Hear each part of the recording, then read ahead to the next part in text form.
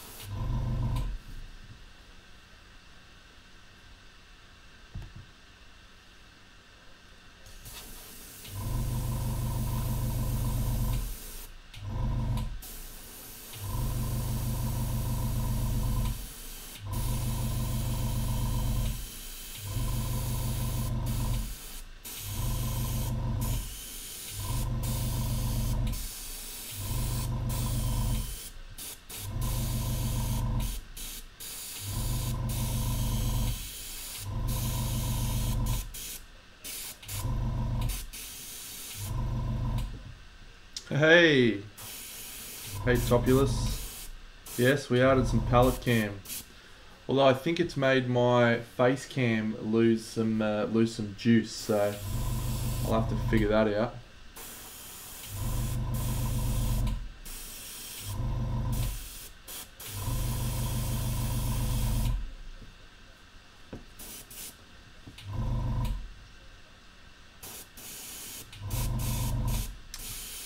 Yeah, the good news is the palette cam seems to be pretty straight on par. So I wonder where the lag is coming from, whether it's from my USB hub or if it's from too much processing power required. Not sure. I'm thinking it might be the USB hub actually.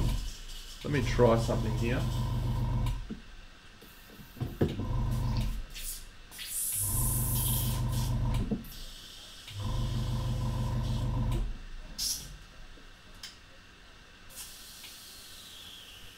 Yeah.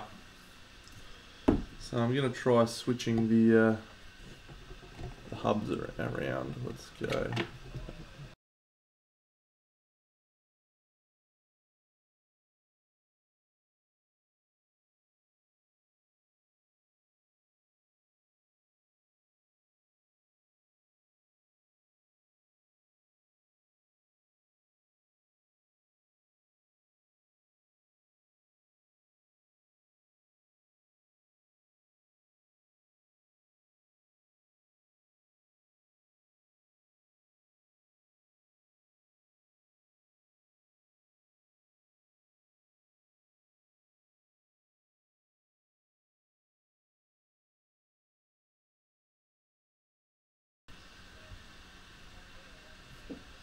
Alright, see if that's improved at all. I changed it into a different hub spot. Doesn't look like it's much better.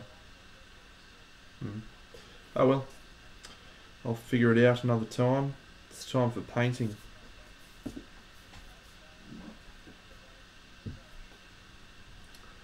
And some beers. It's Friday night here in Australia, so we're having a delightful Corona tonight.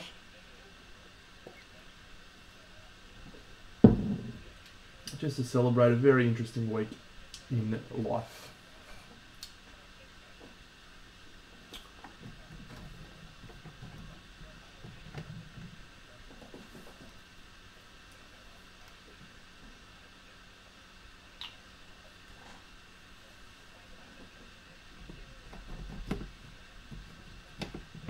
Morning, Genuine. It's actually Friday night here. Oh yes. Topulus. Thursday night.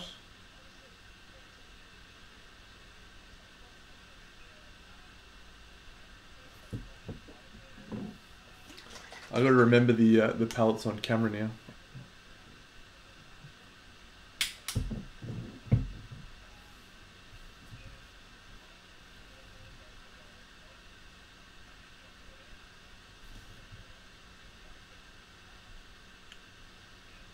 Coffee and paint sounds like a beautiful way to start a day.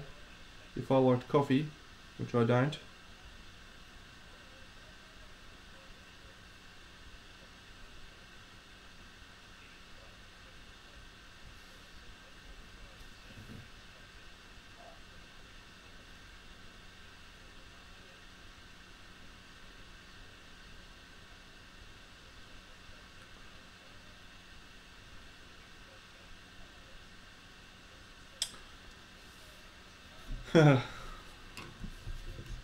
I have to admit, I'm pretty annoyed that cam worked. I was like, yeah, I'll just go get another one of those webcams because that's awesome quality and it seems to be streaming perfectly. So I'll go get another one for my webcam, for my palette, and now the fucker's not working. But I guess the important one's working.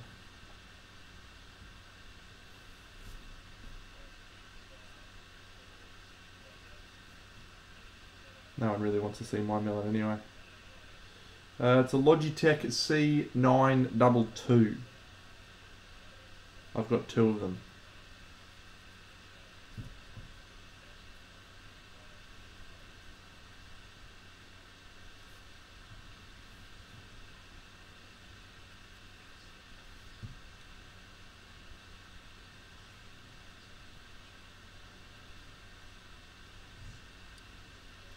I'm excited for tonight's show and tell.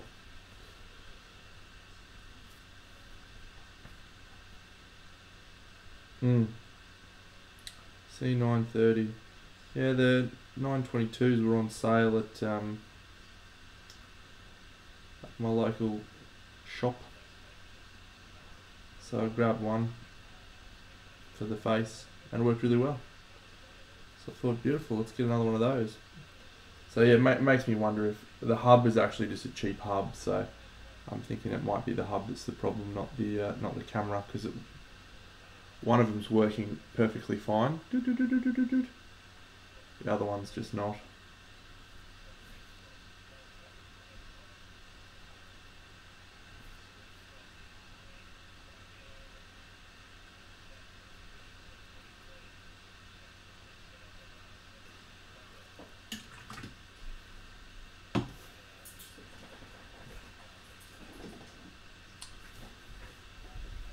So we're going to do some under lighting here.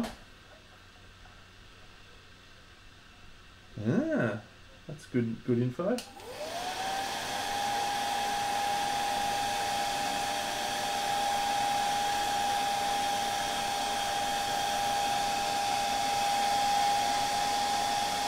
Morning, celery.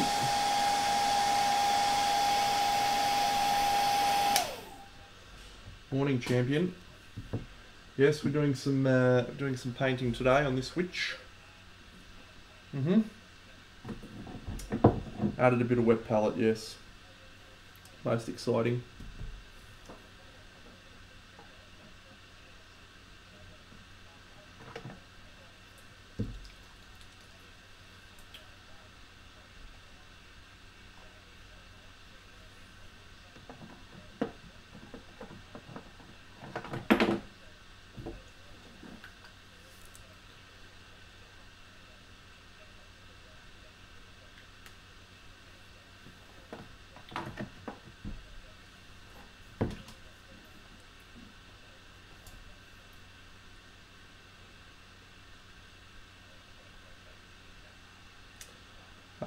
Topulus, it is as big as it needs to be.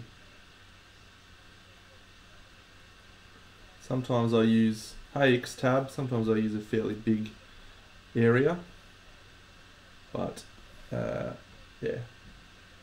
No, it doesn't, very rarely gets all of it used, but I just like having the space, so I don't need to worry about changing the palette much.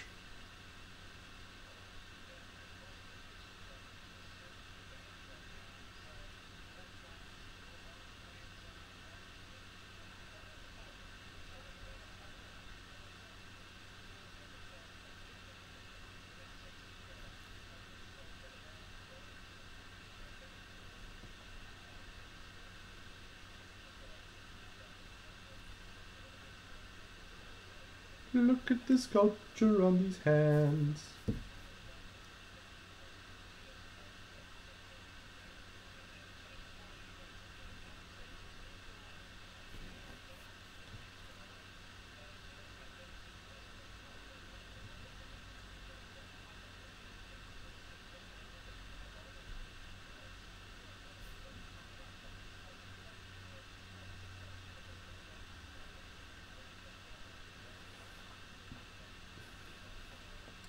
Why? Because of my gloriously sized wet palette.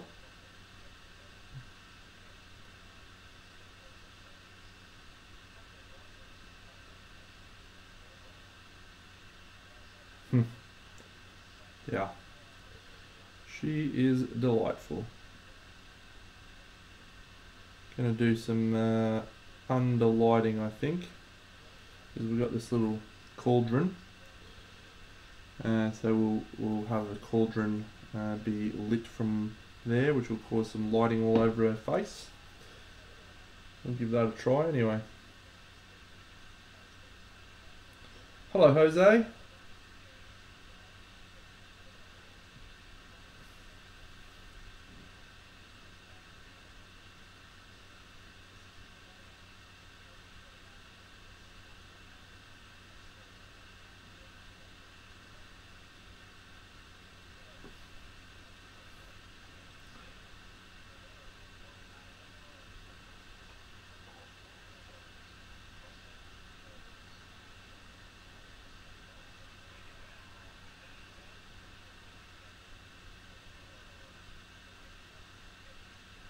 Yeah.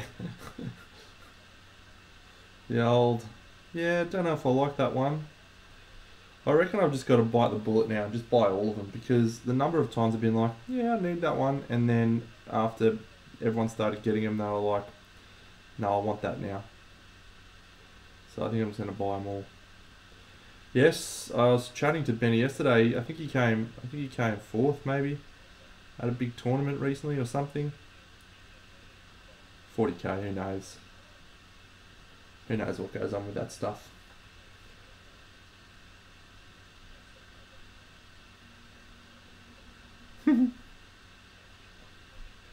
Fourth place, never in doubt.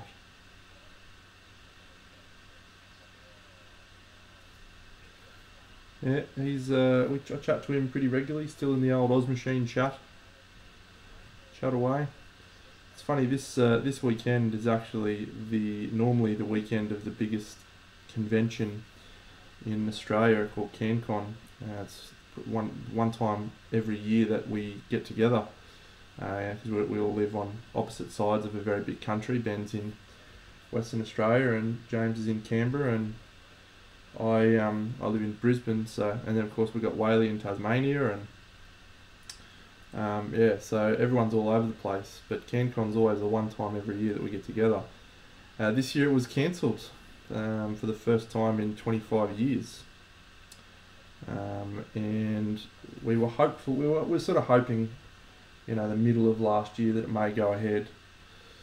But yeah, it ended up, they pulled the pin and got to support the decision. We just, at the time they cancelled it, it was about June last year, I think, and we just weren't sure where the world was going to be at that stage, so yeah, shame though.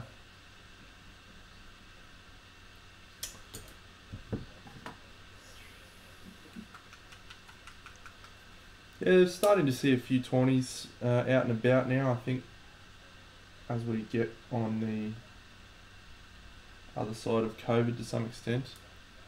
Yeah, I did celery. She's actually just sitting here, so. I actually did one other thing too. I toned down the face, this face down the bottom. So it was quite red and pink, and it was kind of distracting a little bit of the focus. So I actually just sprayed it with some blue contrast just to tone it down. Yeah, so came out alright.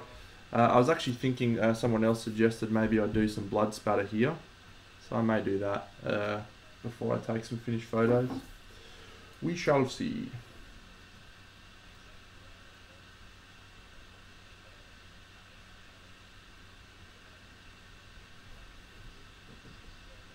Thanks X Tab. Yes, the skulls were fun to paint.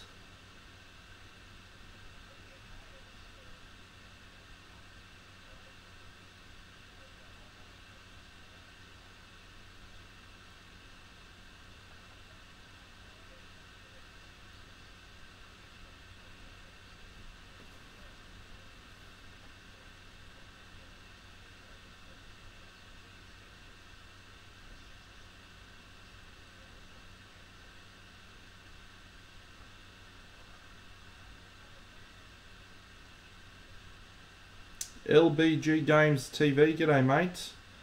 I started painting minis many years ago in gaming minis, like most of us. So I did Warhammer for many years, but yeah, I only started painting display minis just over 4 years ago. Had a bit of a leg up because the brush control and the paint familiarity, that all sort of carries over into display painting, but you then have to think a lot more about technique and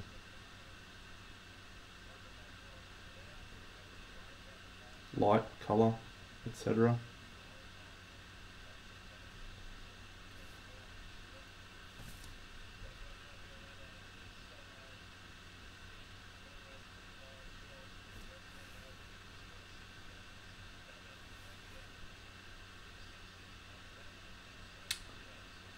Well, actually, I did a bust. Remember how they released a range of busts?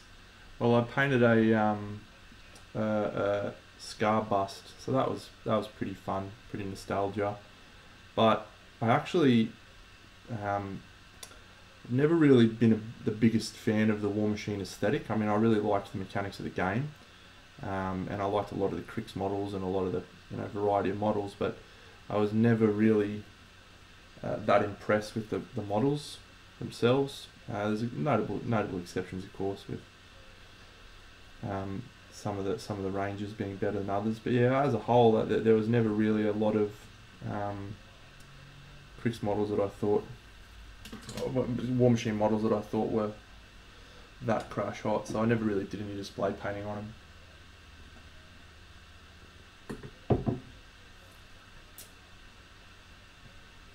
Yeah, the Mountain King's alright. Yeah, there's some nice ones in there, but on the whole, they're solid without being spectacular. All you have to do is just compare them to any Games Workshop release, and you just see how far off the pace they are in that regard.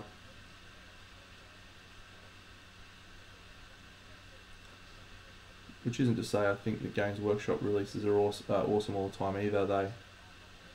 They've had this trend recently of doing a little bit too much detail, but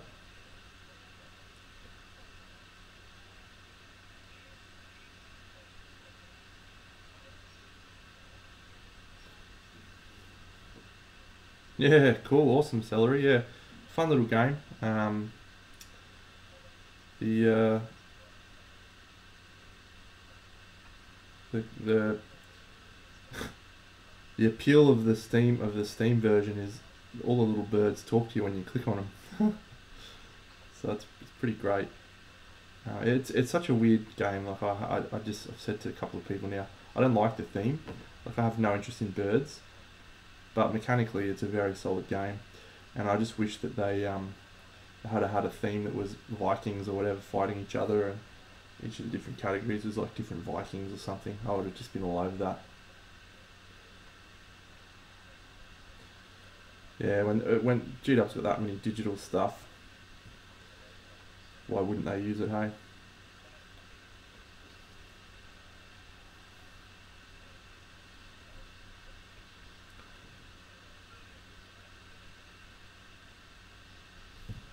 Alright, so this is a really good example of my main process that I follow, which is using the airbrush, where I will do some really rough, sketchy highlights, as you can see we've done here, and then I'm going to use the airbrush to filter and add some consistency to this, but you do still get a little bit of this texture underneath coming through. So, and the airbrush works better when it's travelling over a colour painted with a brush, an opaque colour, because the translucent paint lets some of that underneath colour shine through. So this is my preferred way to use the airbrush for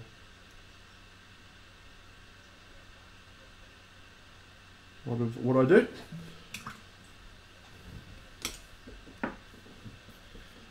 Yes, that's a very fair assessment of what I do.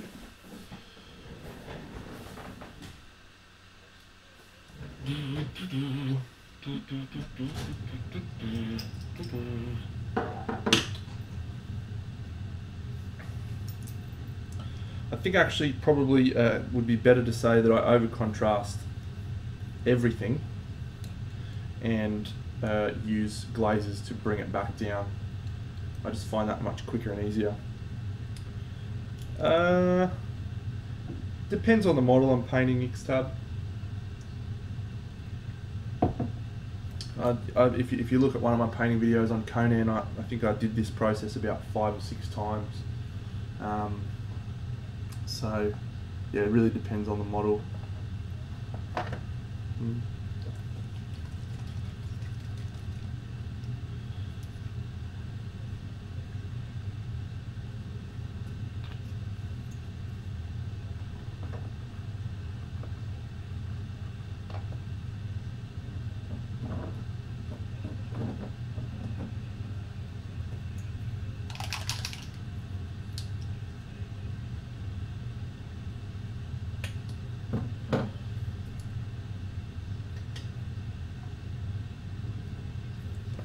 Let's see if I can remember to do this on the actual camera this time.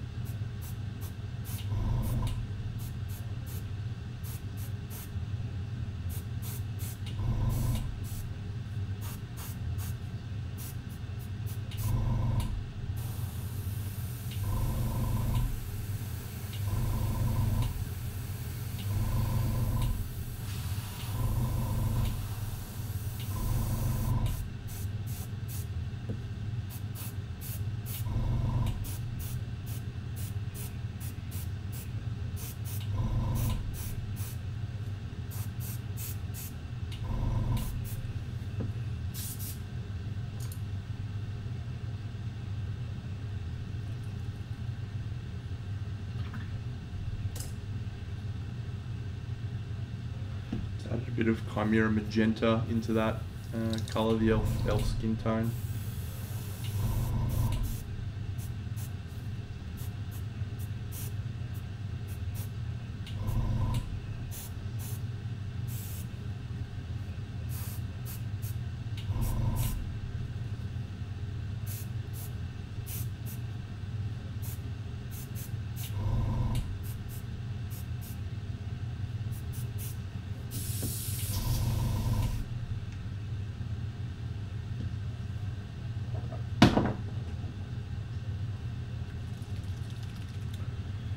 Yeah, that's a pretty good ratio to aim for. It does depend. I mean, with this, I'm going to do several layers of different colours on the airbrushing to try and add some nuance before I go back in. Hi, Wickjert. Yeah, I did art. I thought I might try Warhammer, mate, because it's more Warhammer than art, really, probably.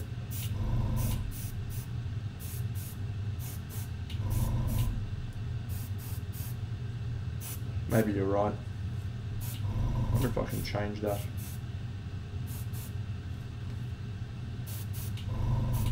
Sure I can.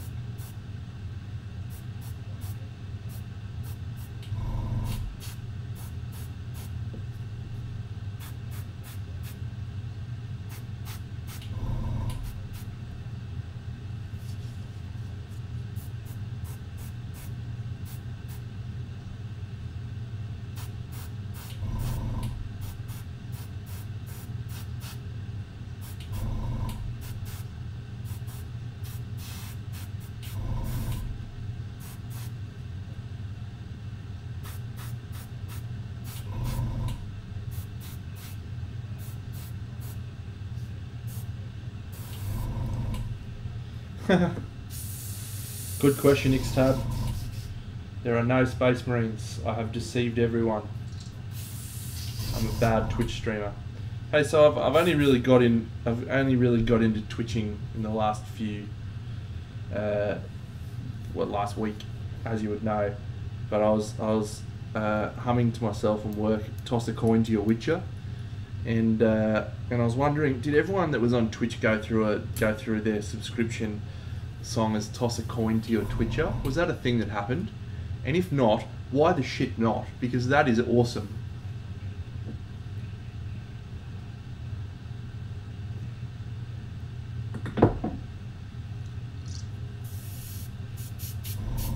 Toss a coin to your Twitcher.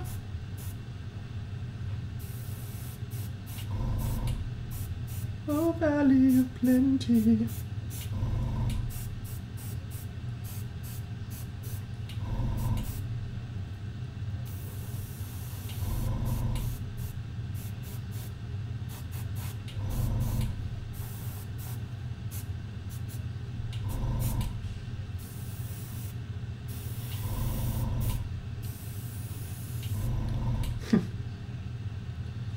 Yeah, good. Missed opportunity otherwise. Seriously.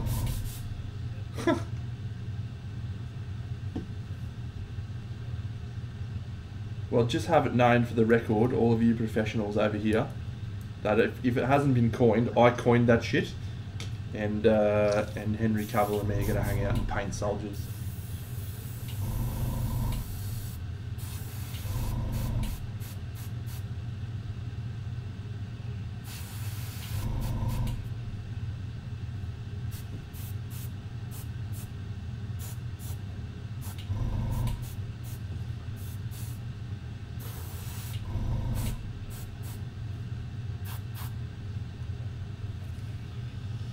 So the Lord of the Rings making of videos have some really awesome miniature related stuff if you've never watched them.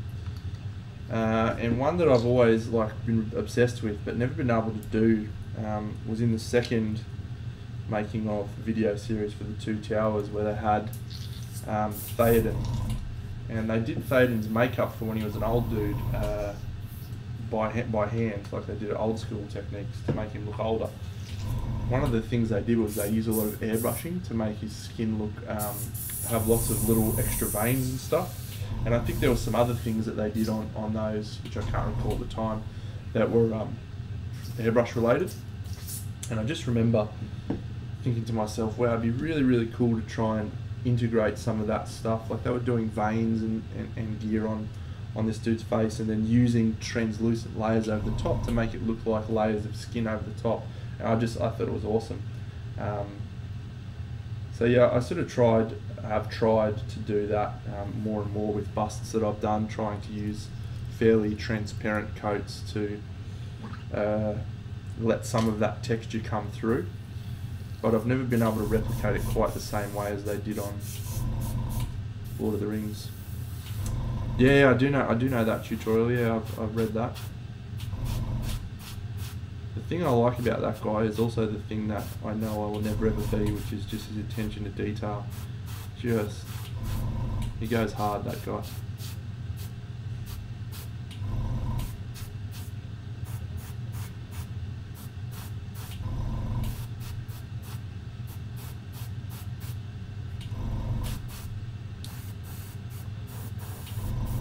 So this is pretty much the next stage done, airbrushing. So you can see there's still texture coming through. Let me just clean the airbrush and then I'll zoom in for you all.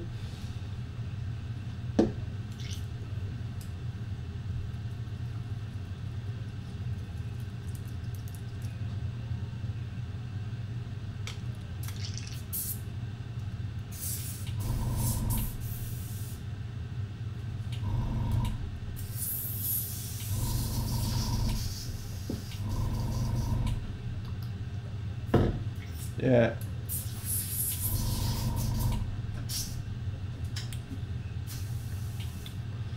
So the way that the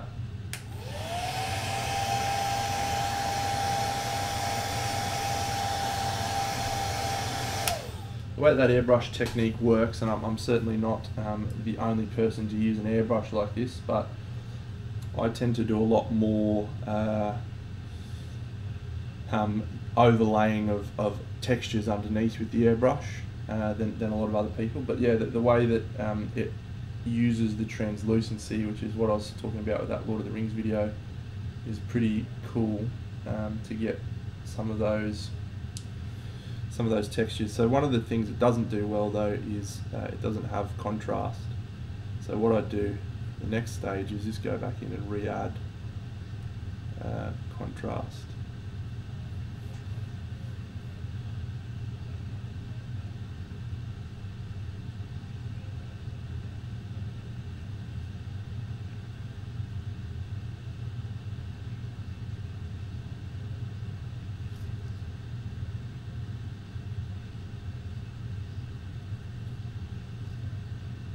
So specifically things like this little fold of skin there should be a pretty stark contrast, but because the airbrush, it filters that area as well, you don't get that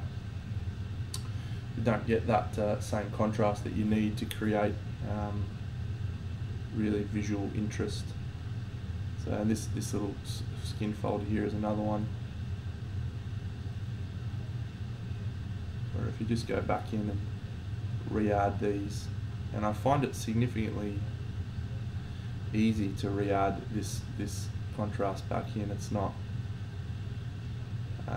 difficult to do, and if you watch that Conan video I was talking about earlier, I do this a couple of times, just every time re-adding interesting texture and stuff to it.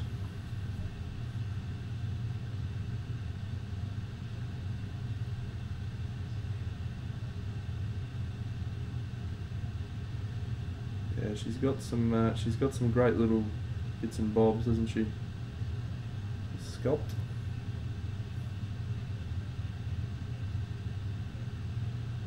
So one other cool thing I was talking about on the other night's stream is how much the skin tone can change, or any colour can change on a model based on the areas around it. So I'm doing a lot of work on this skin now, and then what I'm going to do is actually paint the hair in black and the thing around it in brown, and you'll see what I mean. The difference between the two will be quite noticeably stark. The skin will look much more alive, will have much more vibrancy, even though it hasn't changed, just because what's happening at the moment is the greyish undercoat from around the outside is making everything look really pallid. It's making everything, this included, look a lot more desaturated.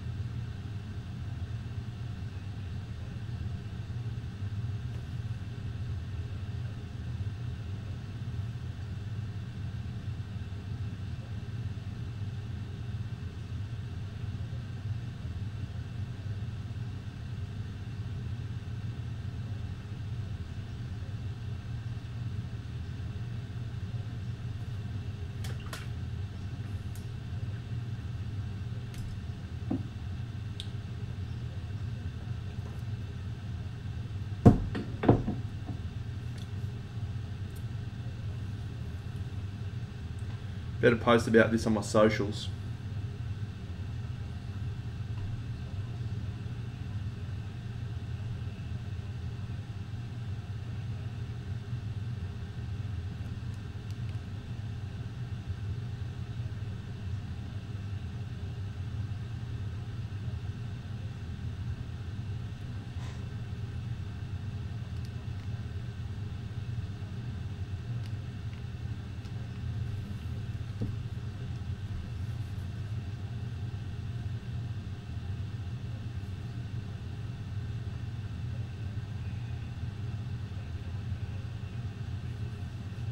Yeah, Flickster, I decided I'd add palette cam. So palette cam seems to be working great, but my face seems to be going shithouse. So that's going well.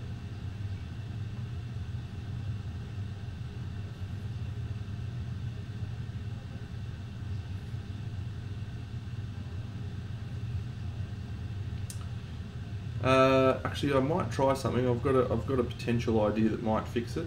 So you'll lose my face for a second.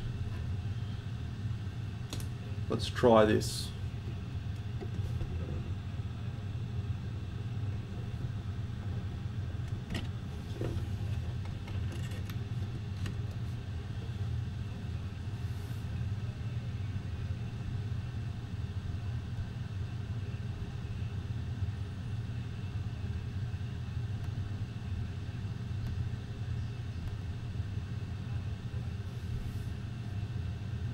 Oh, that looks better. Did I fix it? Oh, it's all happening. Great work, Flickster. What a legend. You are the Twitch master. Someone toss a coin to that Twitcher.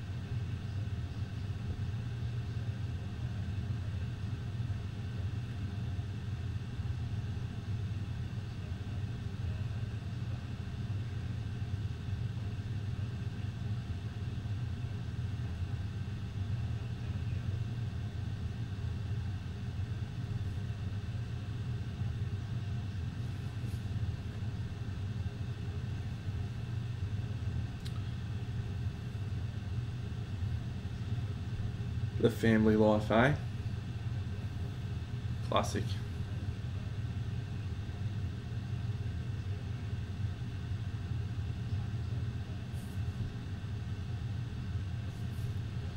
So we are going to try and do some more non-metallic metal on the cauldron tonight, and then maybe start some glow from underneath. Not at all. Not at all, Flickster. You just got to paint, mate. That's all that matters. Get in there and have a go. There's no other way to improve.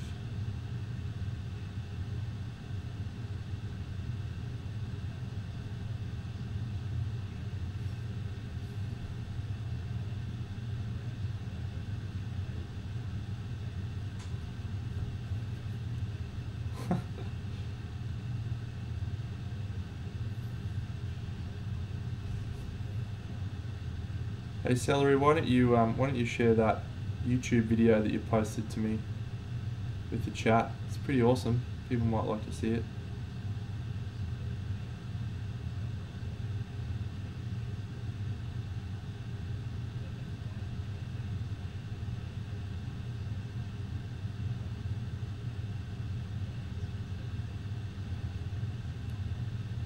Go watch this video after my stream finishes, friendos.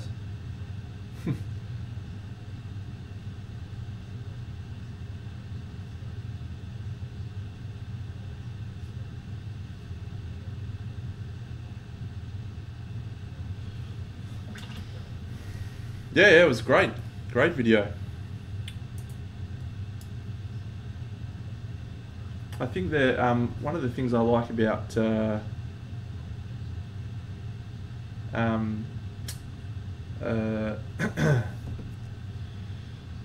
Miniac and other guys like that making videos is just as much of a skill as painting toy soldiers, and yeah, that video exhibits a lot of skill in that art form, which I enjoyed, as well as the fact that I enjoyed the topic.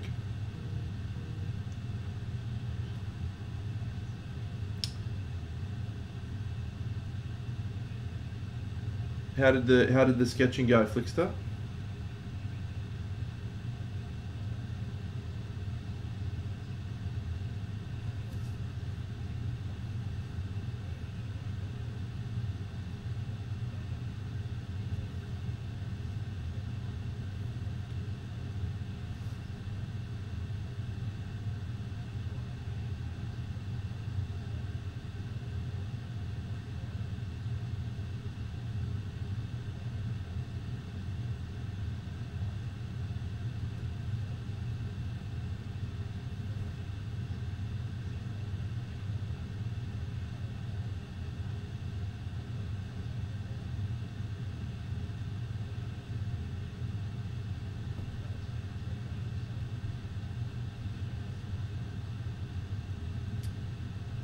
Yeah, that's the challenge, isn't it? Just being able to let something go and not, make it look good, and trusting the process, that the process is going to make it look good for you.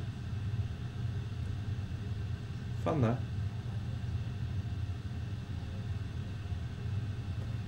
Alright. Let's do what I was talking about before, where we make this look significantly different by colouring in the edges.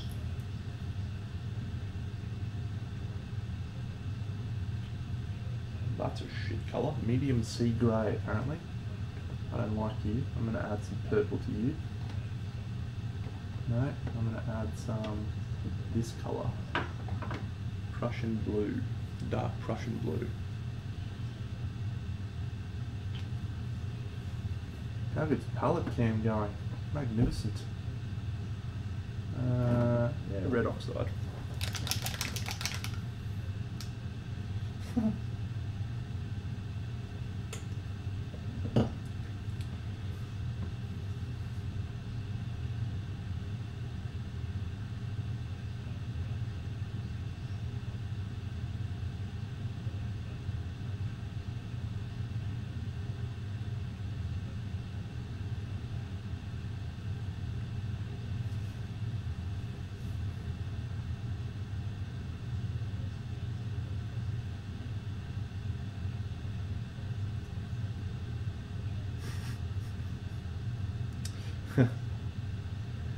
We'll keep it our little secret, mate. I won't tell if you don't. Zoom that camera out a smidge again. Oh, I'm excited for tonight's show and tell.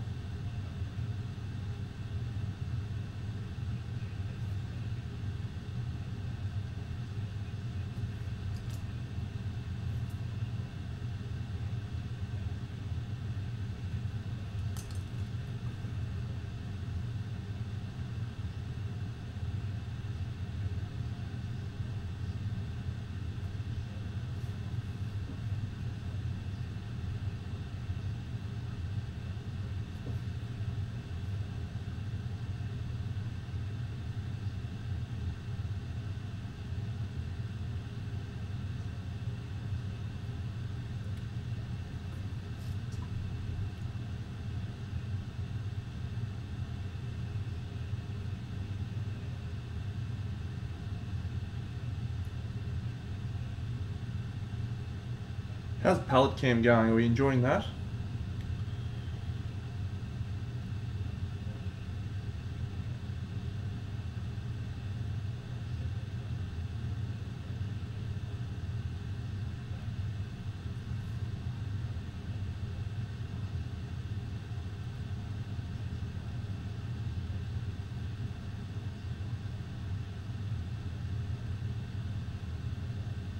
Yeah, I feel like it was a cool addition because so often I'll just do a little bit of color mixing while I'm on my palette that I probably don't realize. So adding it feels like a good change. This is going to be a Tartan Shawl, I think.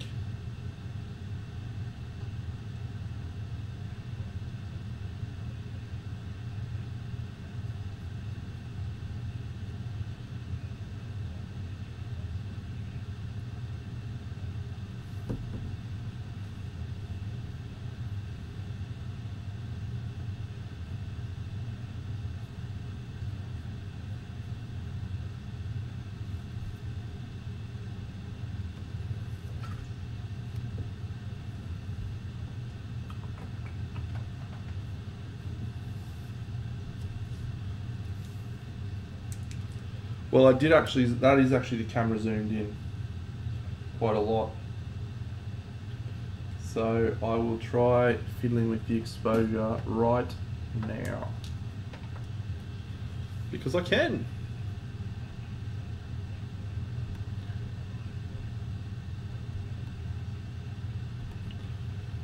I think.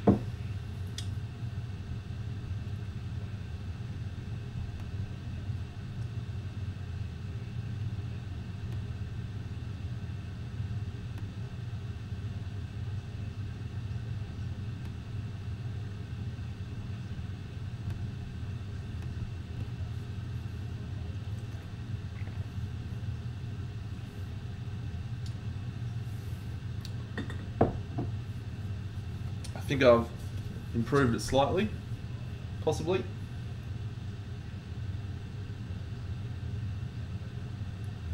So one of the cool things that stayed with me for many years is there was an interview done with a guy called Jacob Rune Nielsen, and he was a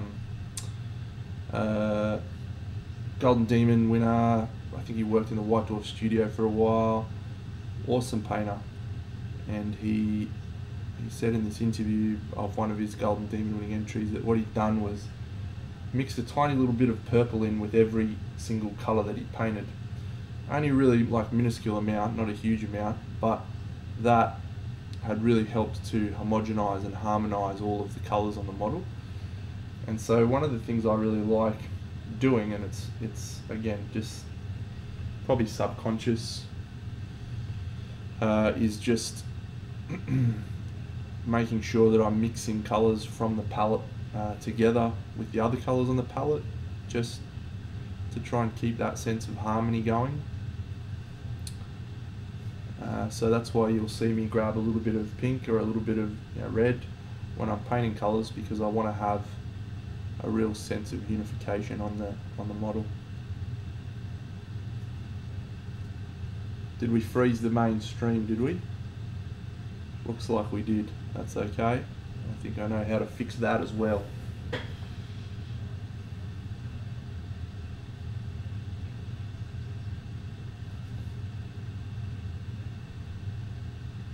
Stand by.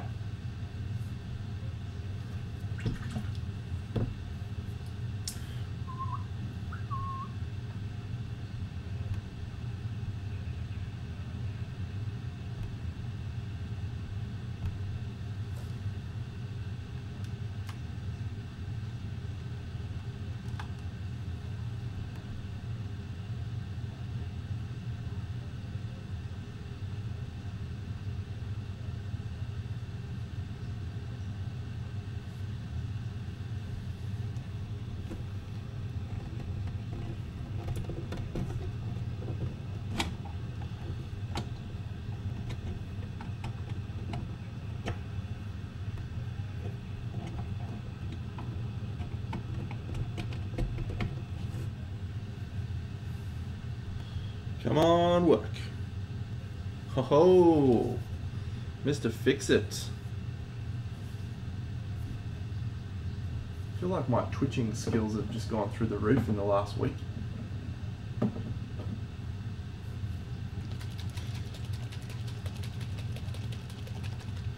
What's going on in South Africa, Celery?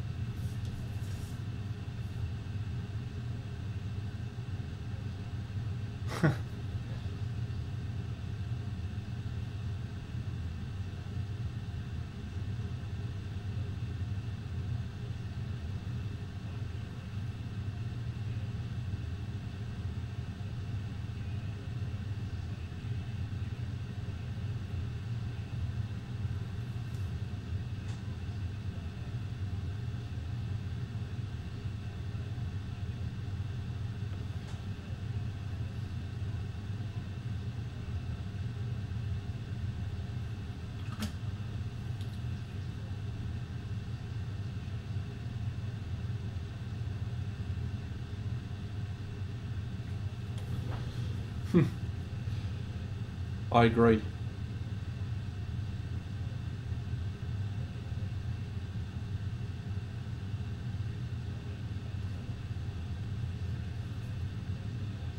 So just remember what I said about the skin tone looking very pallid. So all I've done is colour in the areas that surround the face.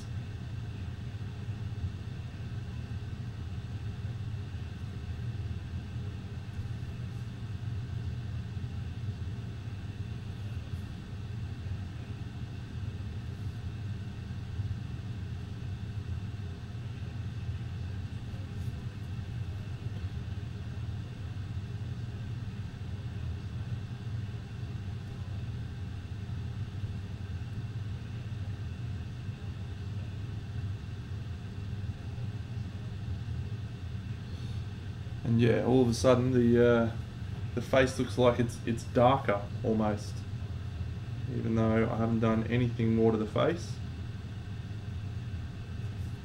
It's darker. So the eyes can be tricking you in terms of what you're actually seeing, which is why it's like super important to fill in other areas. Let's do some show and tell, friendos. Let's do some show and tell. Who's ready?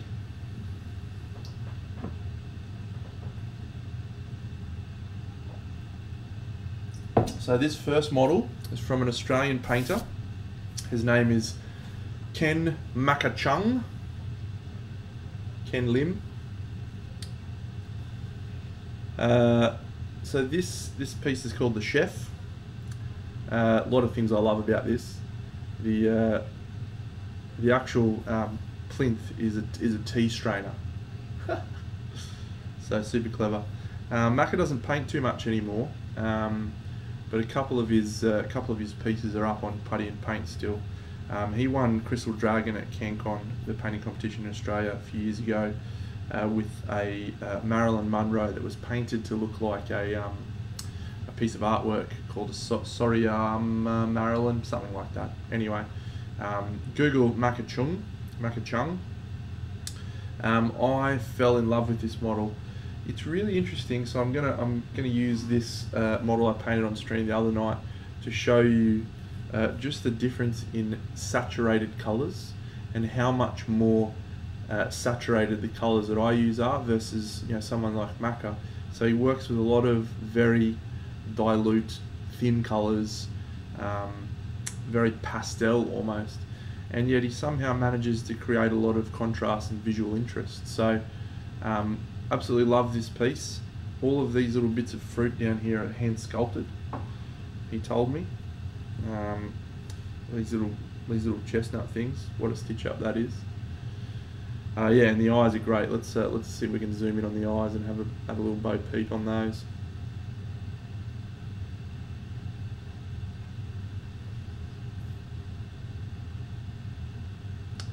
Yeah, so that's from Maka. It's The Chef.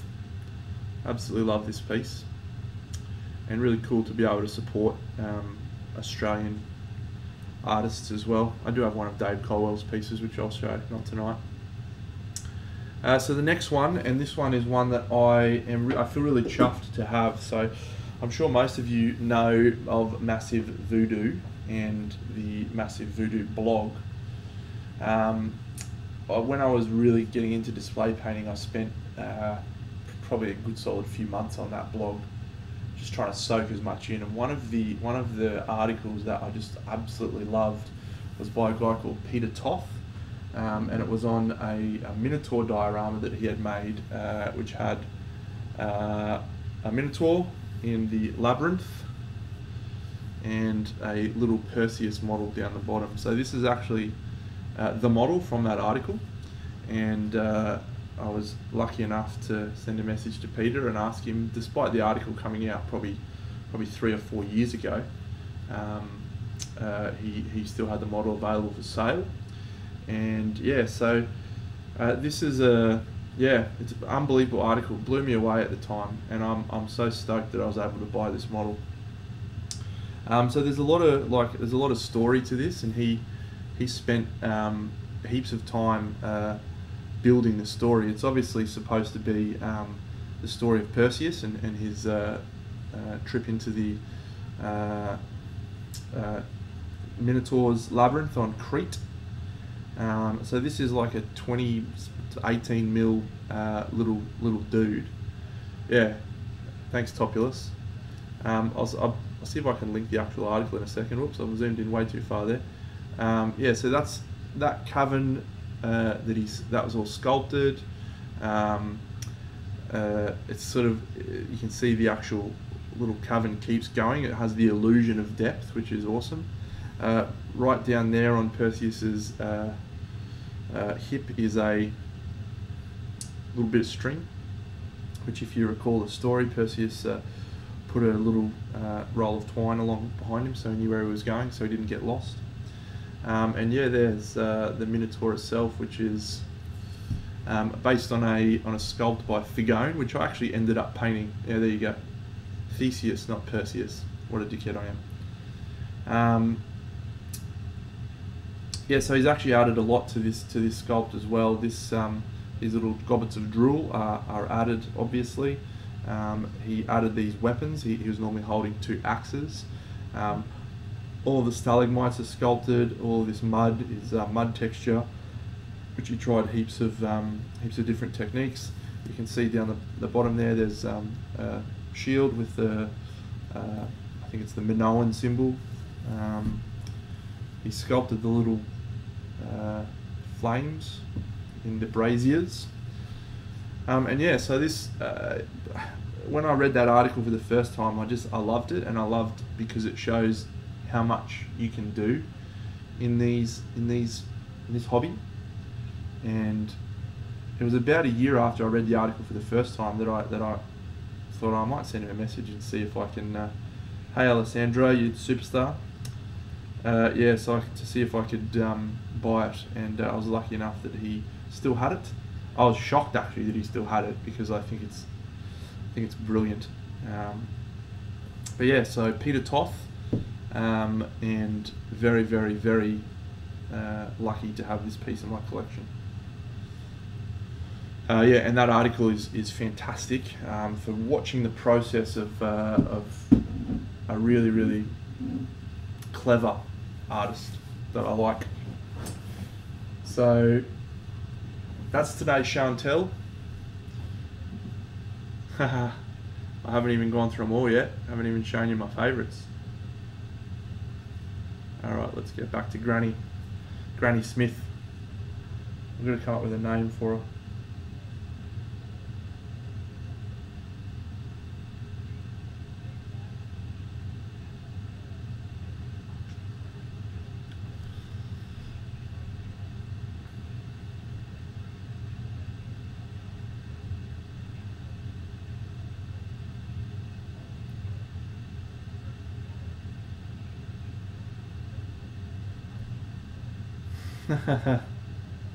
Did Raymond sell Last Light?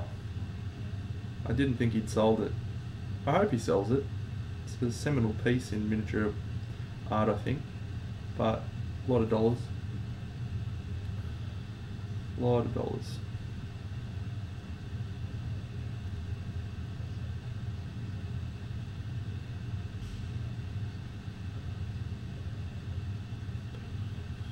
Oh, awesome. That's cool. Happy for him.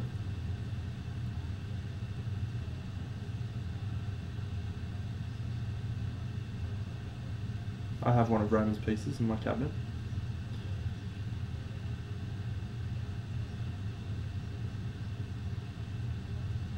We'll show that down the track. Maybe next stream.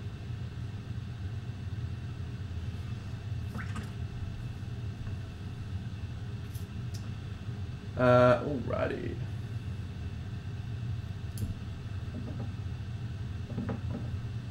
No, black, where's my black at? There you are.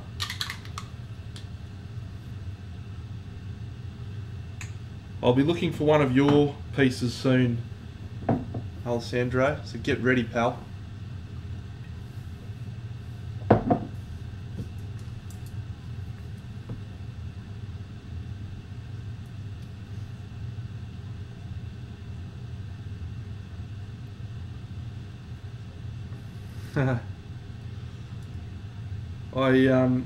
I have a pretty specific type of model I like to collect. I made a decision that I would only collect pieces that I felt were really representative of an artist's style. You know, that's something that really reflected who they are as an artist, and so all the pieces I think that I've chosen for the most part are great representations of the artist's style and what makes them unique as an artist. And I think there's been times when I looked at a model and I thought, as much as I love that, or as much as I want to buy that, I don't think that's a representation of the artist and what I love about them. So it actually took me quite a while to find one of Roman's pieces that I wanted, just because he always constantly pushes himself and does different things.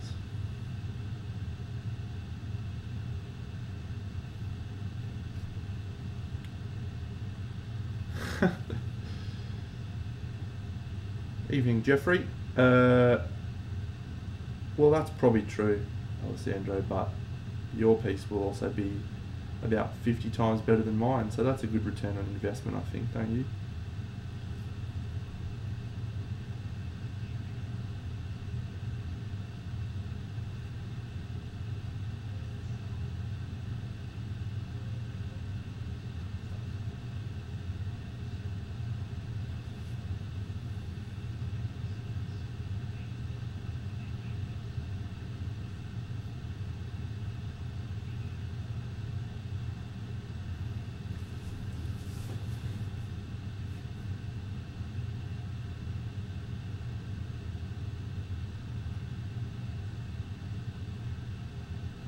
Love the way Lucas sculpts hair, so good.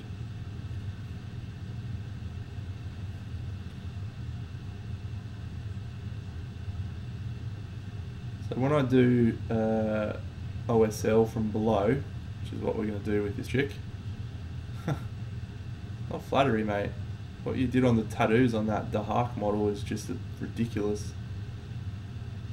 The lace, the colours on the courtesan, just unreal, man.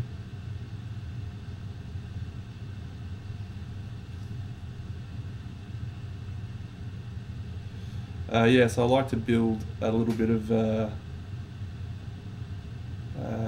model before I go and add the colours, the light from below. I feel like it works. You get a better sense of the model. So that is what I'm doing now, just building up some of the volumes and shapes so I know what colours everything is going to be, so I know how intense to make the lights.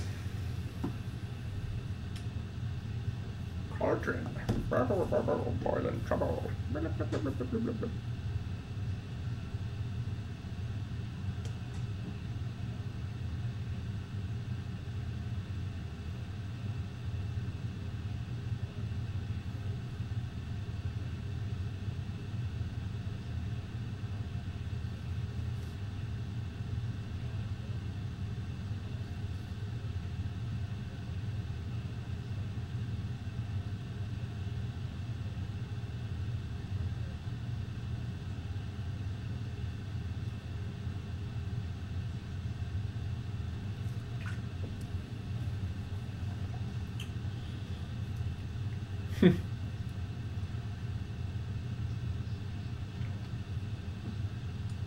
Jeffy, I'm raising a toast to our fallen comrades. Corona, pour one out for the bros missing out on CanCon this year. For that matter, I'll pour one out for you, champ, because you missed it for the last forever.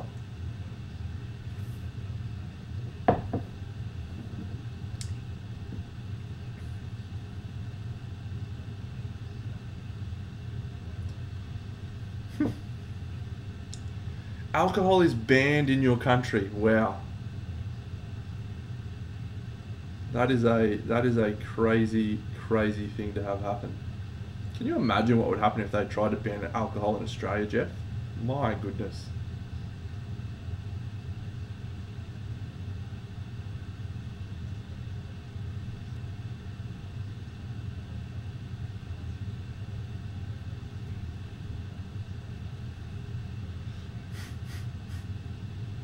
No, you come and hang out in the painting room, pal. It's very, very nice up there.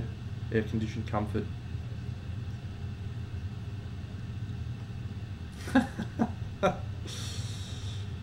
They were mighty comfortable. You're right about that.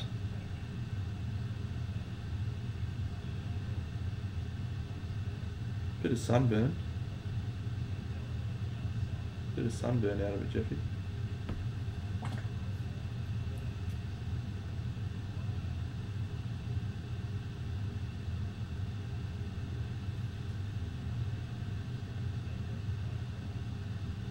Wow.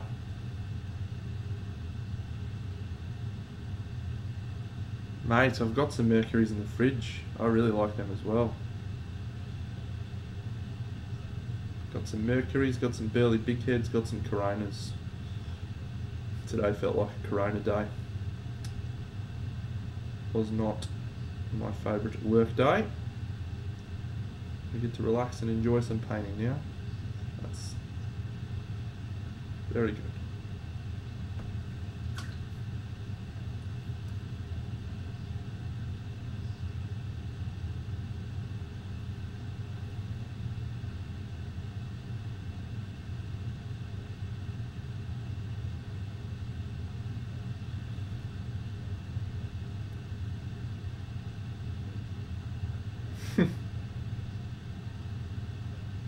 I've heard that can happen.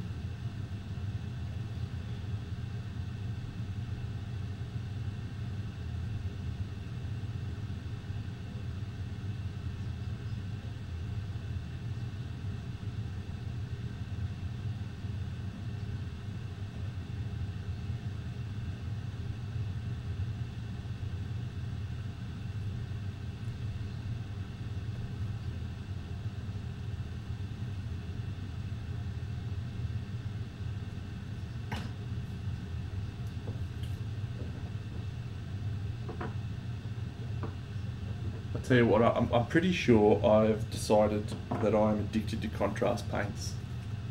I know that's not a good thing, but I'm addicted to contrast paints. I just love them.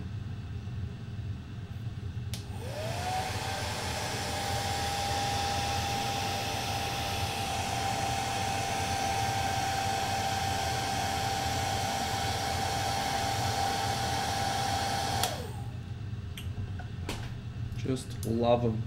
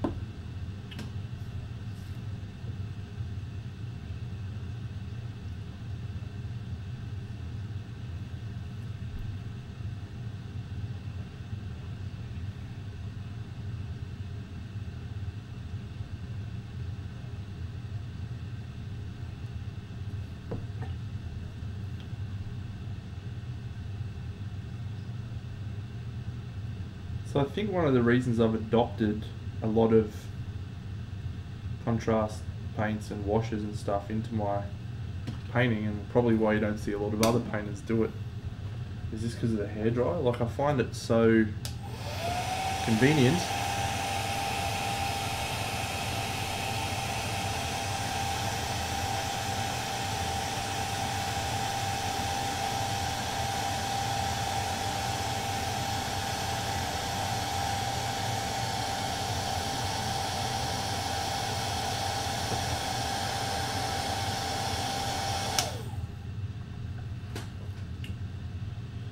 Interesting. That's hot air. I don't even know how you would do cold air through a hairdryer. No idea how you'd do it.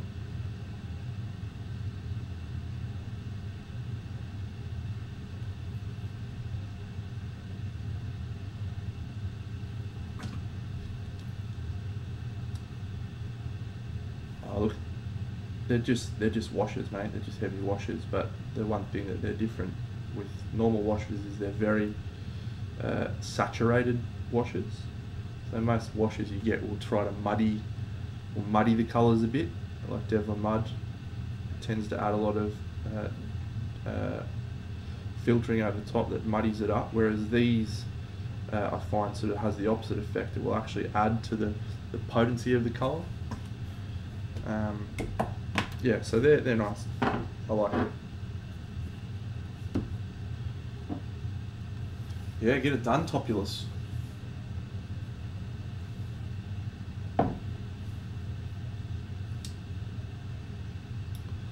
Okay, it's time for Twitch to decide. I have a tough choice to make. I need you to help. Do we go the cauldron colours bubbling, green, bright green, and do a green glow from underneath? Or do we do bright red and do a red glow from beneath? We'll take a vote. Surely there's a way to do a vote in this. How do we do a vote? Maybe there's a settings.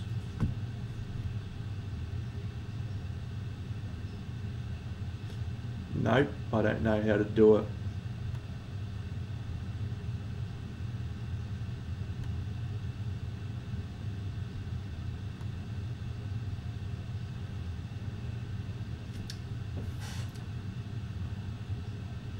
Good. Green, green, green. We've got 3 votes for green. Is anyone going to change my mind?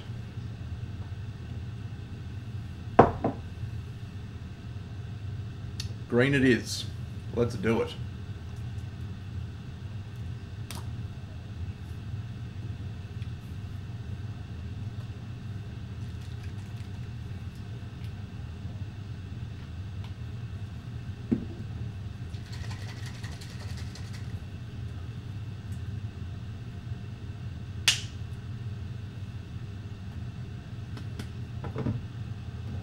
So we're going to show you how I do super cool green. Fluoro. Magenta. Yeah, I've done a bit of magenta fluoro. Do love it. Got a couple of bangers over here. Look at this bad boy. Ooh. Ooh. But no, we'll go with green, I think. This green, this is Warp Lightning green.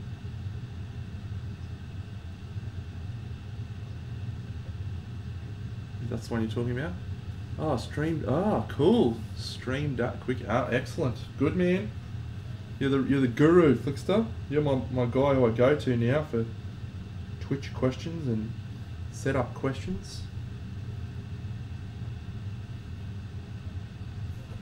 One of those eternal problems in life. People that are good at painting little toy soldiers usually aren't very good at streaming. And people that are good at streaming usually aren't very good at painting little toy soldiers. I'm sure you're the exception though, Flickster.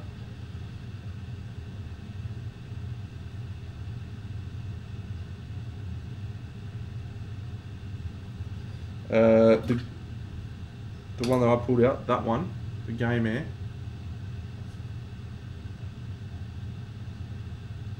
It's a scorpion, it's scorpion green, but it's Verde Scorpina.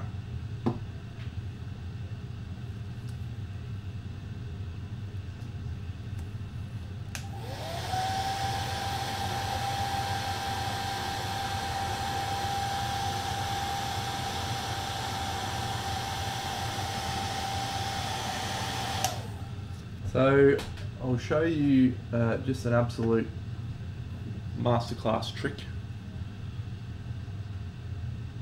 It's not really much of a trick and not really very masterclassy, but it's how you am able to get the most effective fluoros.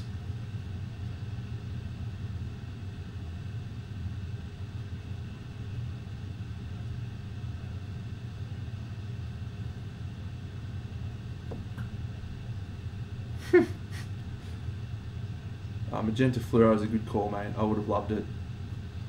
I would have been right there with you the whole way. Alright, I've got to do the hair dry. I've got to close this one out. This has got to be dry before I do it.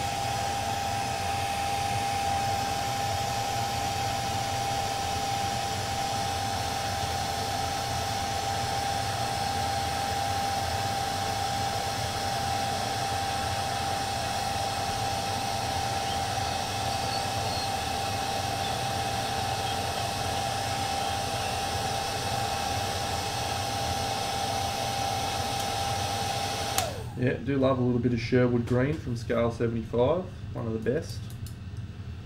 So the problem with colours like greens and yellows and colours that have weak pigment is they don't cover well.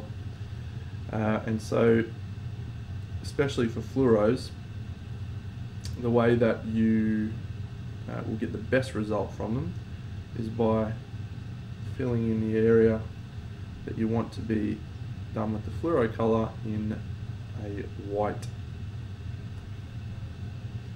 This is off-white from Vallejo. So just going to do this. Oh, that's no good, mate. Again, thanks to the wonders of glazing, I'm not going to be precise with this, and it's still going to probably look okay.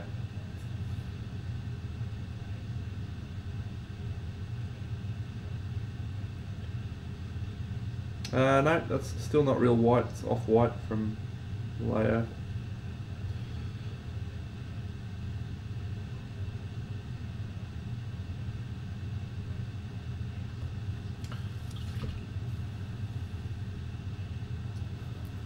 So we'll just switch over to the airbrush for this next bit, I think.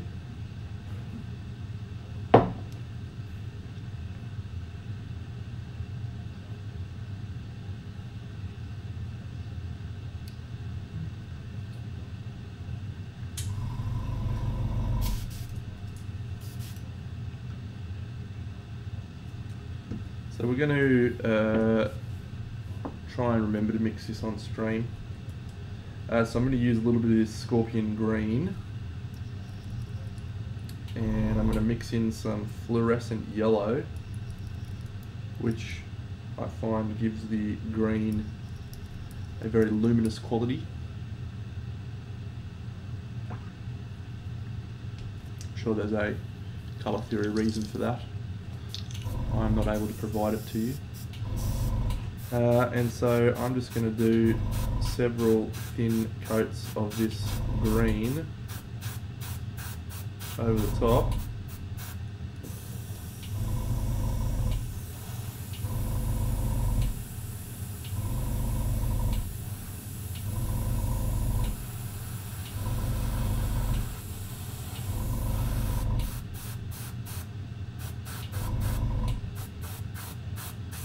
You can do it with a brush, and I will probably do some of the exact same thing with a brush on this witchy lady when we get to it. But I want this to be eye-watering because this is the light source for the model where the rest of the glow is going to come from.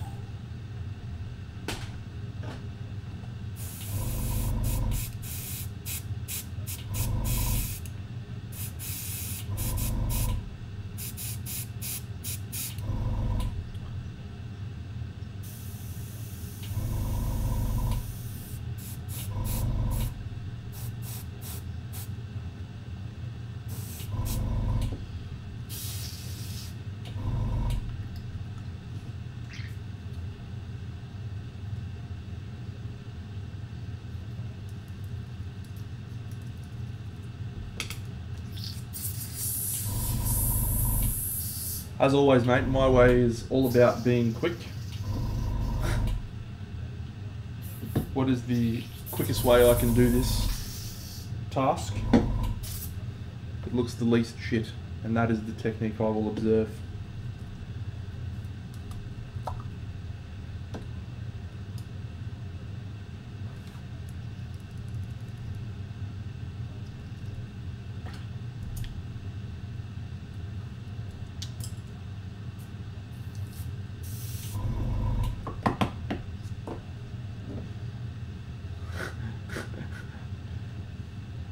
Oh, Mrs. Jan. I'm sure she's a lovely woman and deserves to have a good old shot, mate. So enjoy. Have a great day.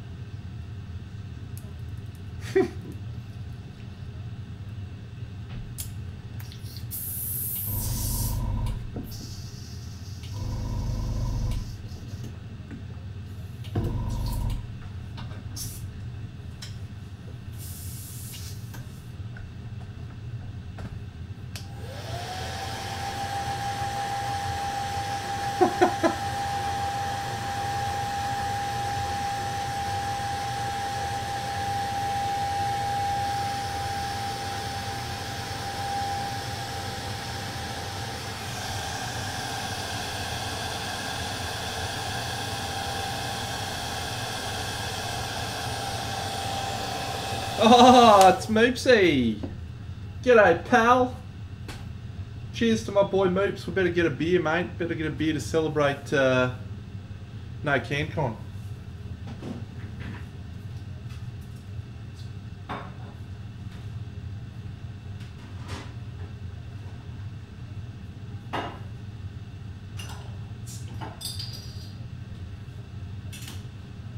Moops, we had some huge fans of the Oz Machine show on the other night.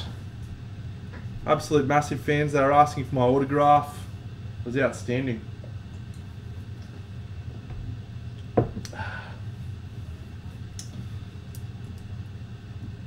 Yep. Good to know after however many years it's been, people still love Oz Machine. Widely loved. Celebrated podcast for the ages.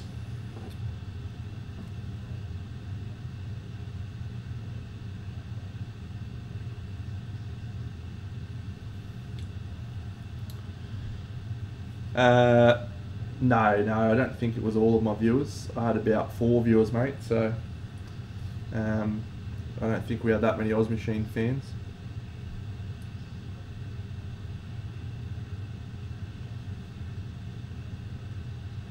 Ah, yes. It is the great man himself, Ben Leaps. Pour one out for my bro, Benny Leaper. Oz Machine represent. Here's my hand, Jeff. What's the measurement? You'll probably understand.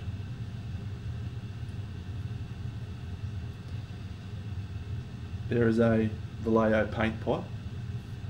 I would whip my dick out, but I doubt you would understand that size very well, Jeffrey.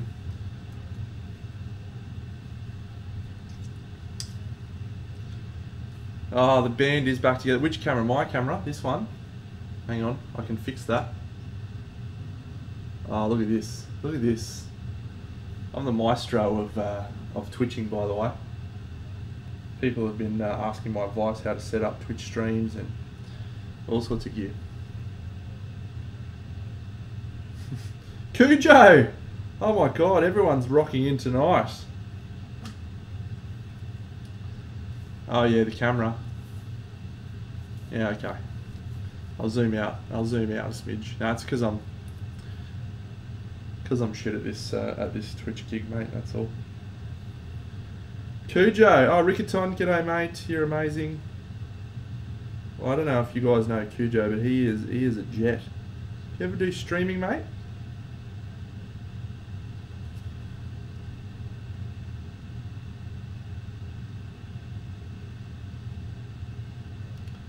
This is a different old hag. I have painted some old hags. I've got all the old hags. G'day, Dr. Flink. Get into it, Cujo. The fans want to see it, mate. The fans want to see real people painting. Real good people, mate.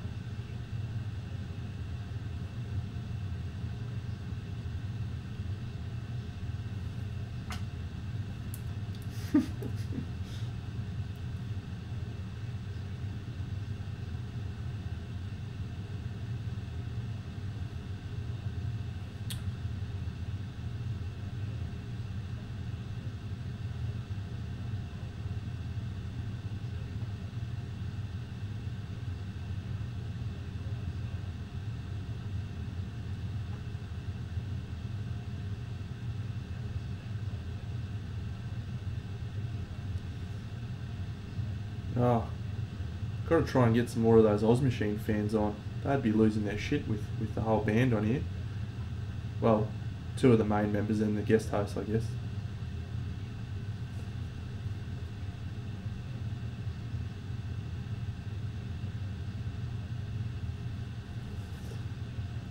Cujo, mate, I wouldn't pay to watch it, but I'd watch it.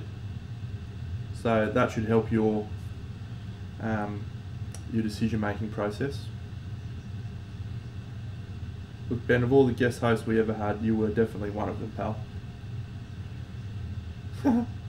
Yes, look, I'm a maestro of Twitch now, Cujo. I don't know if you've heard, but people are asking for me how to set up their cameras and all sorts of gear. So if you need some help, just send one to Big Deno. Send a message Big Deno's way.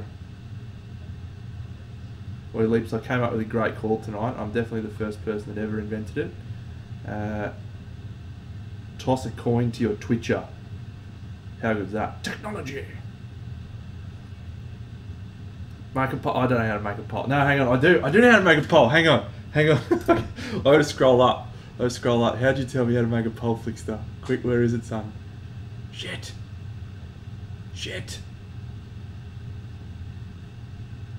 It's so far back. Where is it? There we go. Stream dashboard, quick actions. But I know this is too hard. No, I can't do that. Can't do it. Got nothing. Now, look, guys, I've got to concentrate on my painting here. It's very, very important bits happening right now. Actually, I need to add some red. She looks a bit sad. Let's go some Escarlata.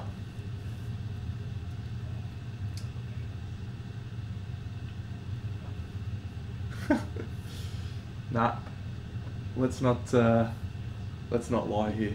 Flickster fixed my camera. I was having glitchy camera problems and he fixed it. What a genius. Well, but how good is the quality on this, by the way? Look at the quality of this picture. I'm going to zoom right in on her face and you can have a look at the quality of her face. Oh, went too far. Look at that. Great quality. Here's my finger beside that, just so you know how big that is. That's great stuff.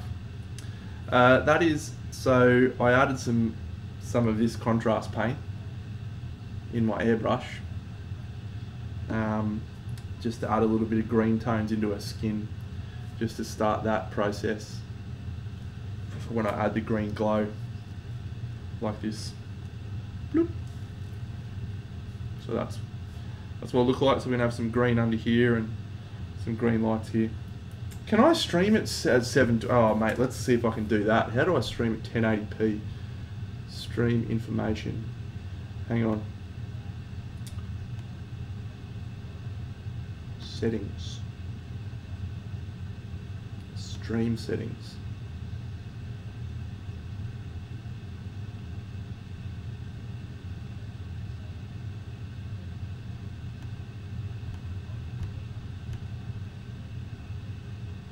No. Okay. Well, I won't be doing that then. I'll figure that out next time. I'm just happy I got the palette cam going. Pretty chuffed with that.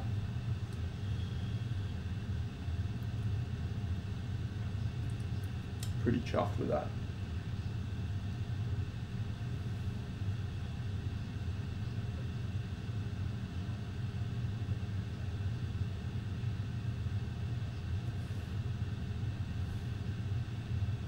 Yeah, I think I can do that one. Oh, I'm actually alright at technology. I figured all this stuff out mostly. I would have figured it out eventually. Oh, 550. What does that do? 5500, sorry, what does that do?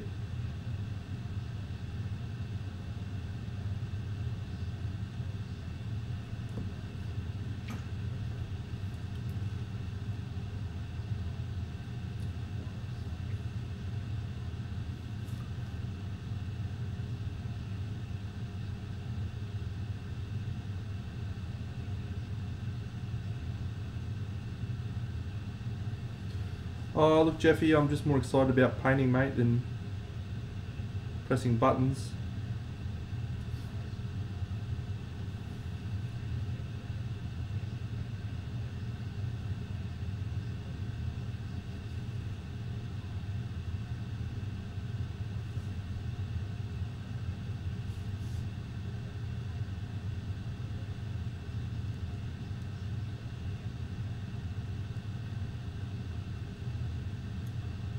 There's a lot of words in there, Flickster.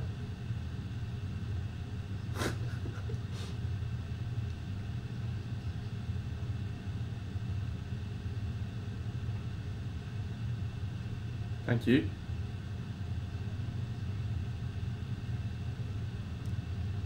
Awesome. That's all I needed.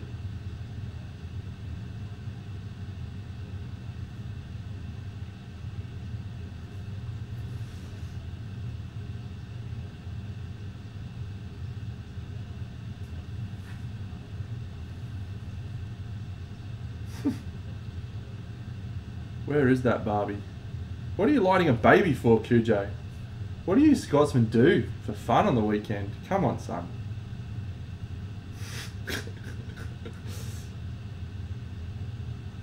Cujo's lighting up small children over here. Beekeepers are weird guys, eh? Fucking hell.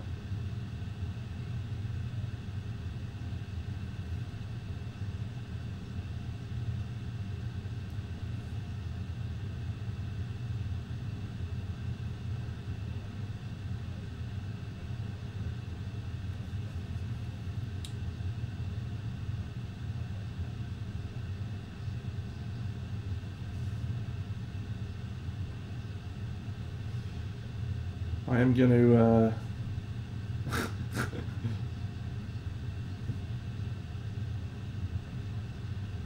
I'm going to try and upgrade my really super cool graphics that I created myself by pulling some stuff from the internet. Free stuff, I should add, from a website that lets you do it. And then and upgrade that so it looks good shit. Moopsy, what's doing on a Friday night for you down in Canberra?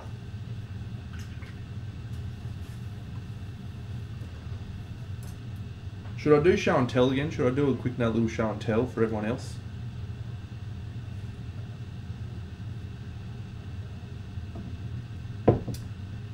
Alright, we'll do it for everyone that missed. We've got two things to show on tonight's show and tell. So, for those new followers of the stream, Cujo, James Morehouse, Benjamin, other people, I do a little section where I pull some models from my collection of artists that I love and just gibber about them for a bit. So this one is from a dude called Ken Lim Makachung. That's not racist. That's his nickname on the internet, Makachung. His name's Ken in real life. And he's an Australian painter, and this plinth is actually a tea strainer, which is super cool. Look at this real attention to detail here. I love just the big old glob of putty just in the bottom there. But yeah, so this is all hand sculpted fruits and some really really cool textures. And I'm just going to zoom in on Camelot Rams. I'm just gonna zoom in on his melon so you can have a bit of a check out of this, because Mac is pretty awesome. Look at that guy. He looks like an absolute serial killer for sure. But one thing that is interesting about Macca's style is just how desaturated his style is compared to mine. Like, mine is all very saturated colours, very punchy, and his is very pastel. Yeah, it's quite a nice looking model, one of my favourites, and the first Aussie painter I bought. I fell in love the first time I saw this model. So yes, Macca. And so the second one, I've already done a little bit of a story about this one. I won't go too deep into this one, but this model is one that I fell in love with when I read an article on Massive Voodoo. So Massive Voodoo is a blog, for those guys who don't know, where a couple of really good painters detail their processes and suggestions and stuff. And this model has a step-by-step article on how it was built and how it was designed, and it's the story of Theseus in the Minotaur. So this is the Minotaur and Theseus, who's like a 15 mil little dude down there. He's actually got a little bit of twine on his on his hip there, which is part of the story of Theseus and the Minotaur in Crete. And this is all detailed. All the construction, all the thought process stuff was detailed on this blog. So, really cool article. This one's by Peter Toth, and yeah, I'm really happy that I got to purchase it. I think he had the article up for about 12-18 months. The first time I saw it, and then I sent him a message afterwards asking if I could buy it, and I was lucky enough that I could. So yeah, cool model. Yeah, it's actually really subtle, which I like a lot.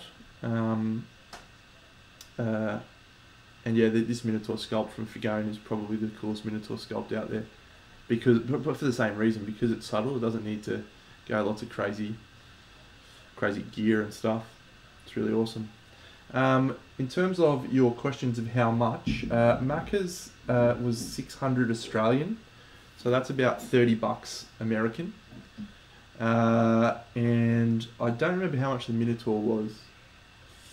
I feel like it was about 400, maybe about 400 euro. I don't recall the exact number. It was quite a while ago.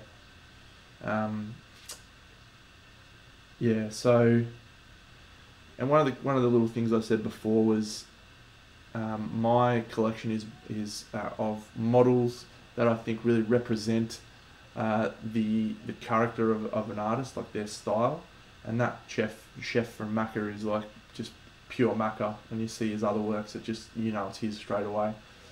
Same with the Minotaur. I feel like that's a very good representation of Peter's work, and all the other pieces I've collected are the same sort of thing. So yeah, bit of fun. This time, normally we would be sitting in James's living room, watching some cricket, eating some Turkish, having some beers. Very depressing. Whoa.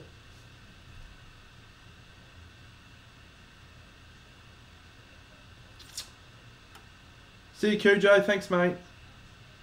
Yeah, playing some awesome board games. Man, I was going to bring some bangers this year too. I'll tell you what. Man, I'm disappointed. We'll come back next year. Probably.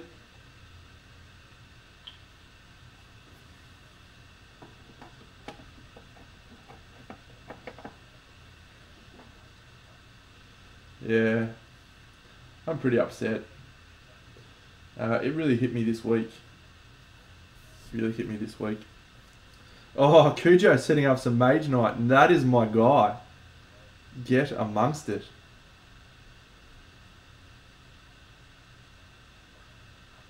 What hero are you going to use, Cujo? Tell me it's Norwas, my favourite.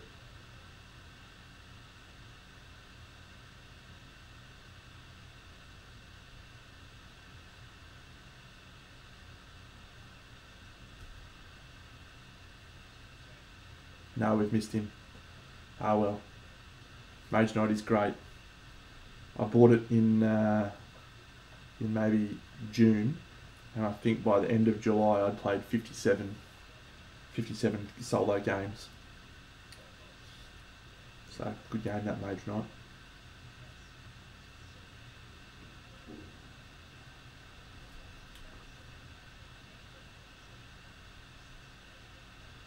Yes, next year. Well, at this stage, we don't even know if it'll be next year. Too much uncertainty in the world, I'm afraid. Fidzi and I booked some time off in July to try and go down to Tassie. We went down a couple of years ago and had a really good time. So we're thinking we might go back and do some holidaying in Australia for a change. And yeah, we're not even sure that's going to go ahead. Just with border restrictions and what have you.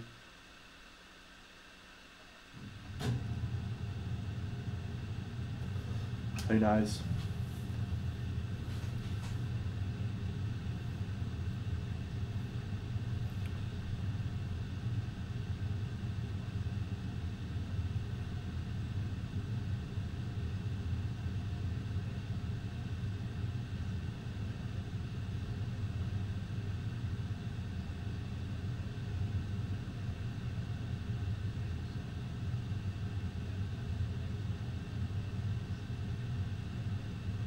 This is almost like being together, isn't it? Sitting on a stream together. Almost.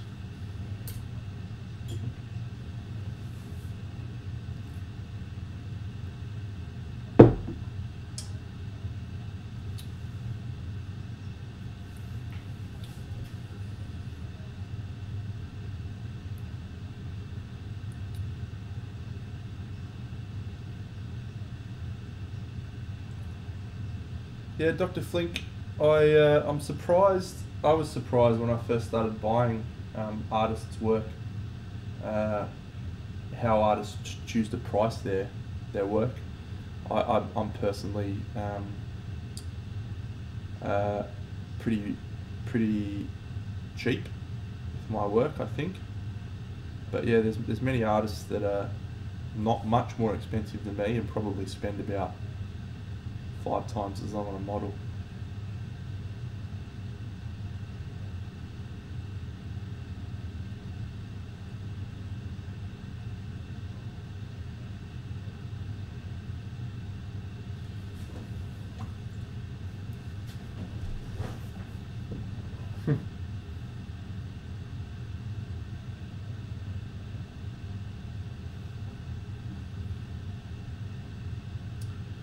See you, Moops. Have a great night, champion.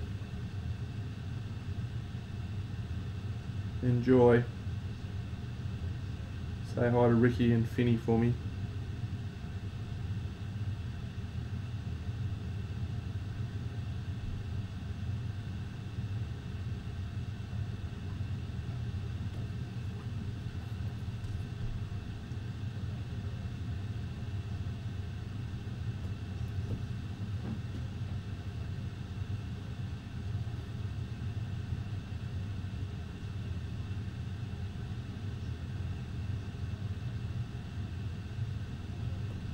Hey, John Stark, I really liked you in Game of Thrones, pal.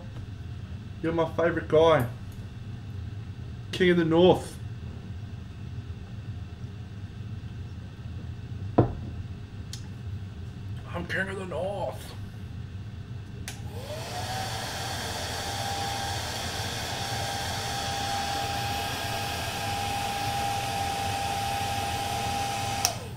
What was it like chopping up Daenerys Targaryen? That would have been a good get. Good pull, son.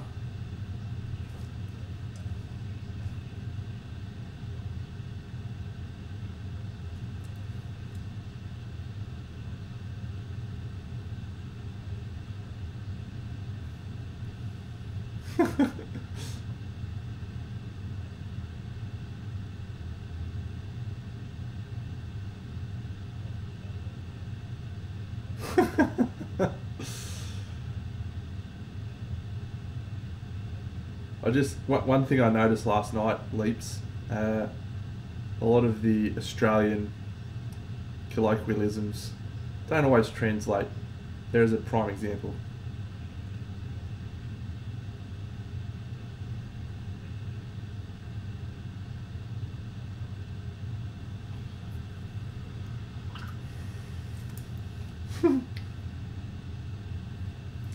For what it's worth, John Stark, when Australians say chopping up, they could mean cutting someone, stabbing in the back. They could also mean having intercourse.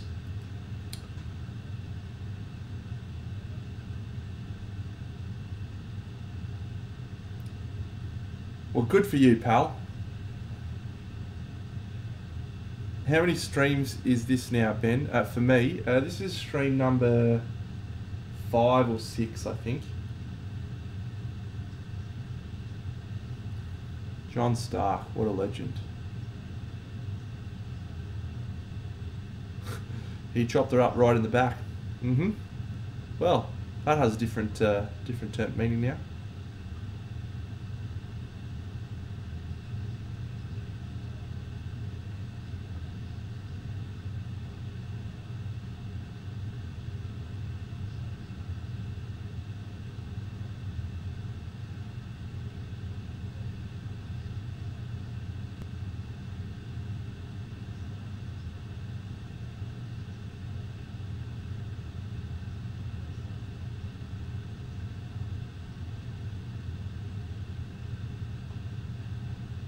Love an old lady. Look at this.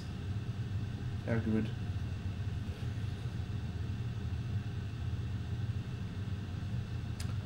Leeds, remember when we used to host our great podcast, Oz Machine? Mate, the number of sound bites that we could have pulled out of that show that could have been held against us. I really should have got back to doing that. I got about 2 episodes in of just pulling out clips of absolute magic from you and Moops. And just basically leaving everything that I said ever in there. And yeah, would have been good.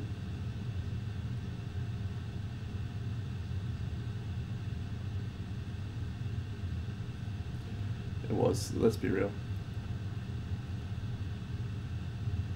Fans didn't come to listen to rubbish Legion talk.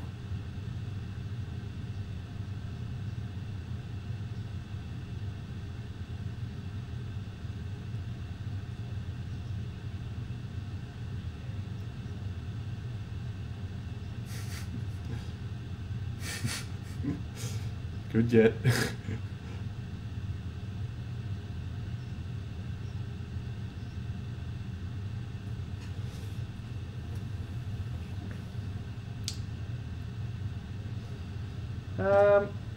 Cool question, Flink. It's a tricky one, right? Because I think the best way to get into commission painting is to not try and get into commission painting, if you know what I mean. Like what I did was just paint and sort of post my stuff on social media and built a brand through that, somewhat unintentionally to begin with, a little bit more consciously the last few years, where I just post pictures of my works. And when you have that brand, that's when people will commission you to do that.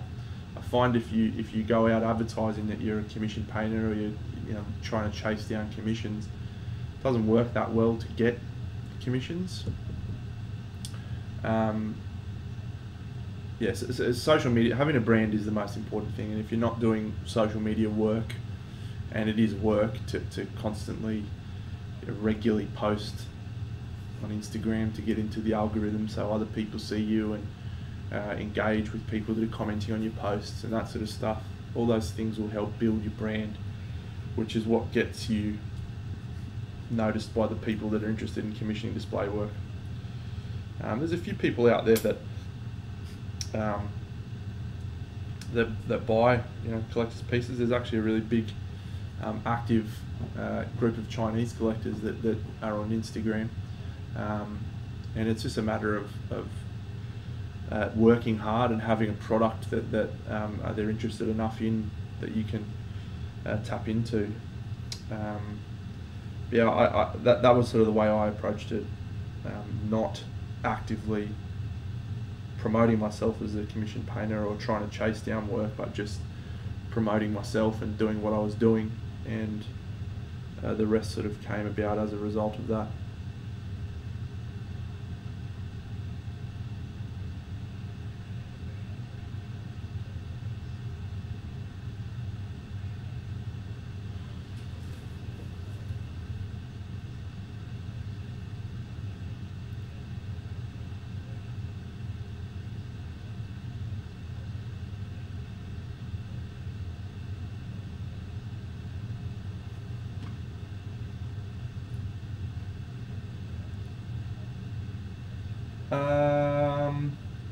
There wasn't for me at all, but what did happen was I ended up selling a lot more work.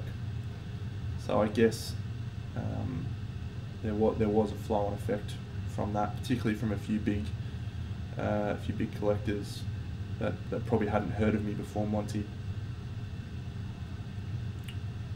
That is absolutely what I focus on for army painting, Mr. John Stark, and also for all of my painting, because I am a very average painter, and the only way I can do anything is with high contrast and at very rapid speed. Mucho rapido.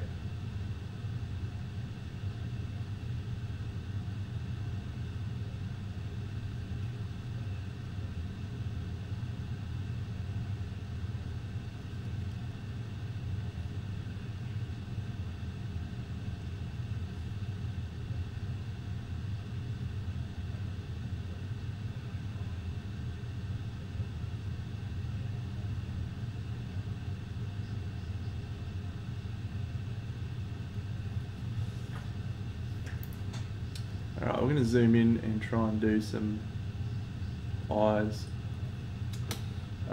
Mate,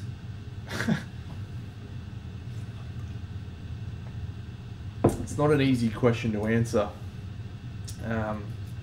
because I'm very much feel oriented. I'll usually just grab a couple of colours out on the palette and then start painting and see what happens. It usually changes from those first few colours. I add ideas and so forth throughout the process. So I don't really have a concrete method for choosing colours.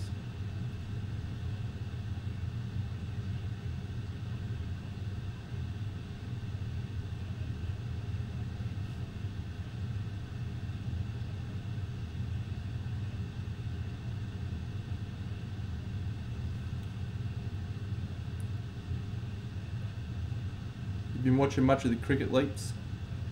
Supporters are coming good at the right time.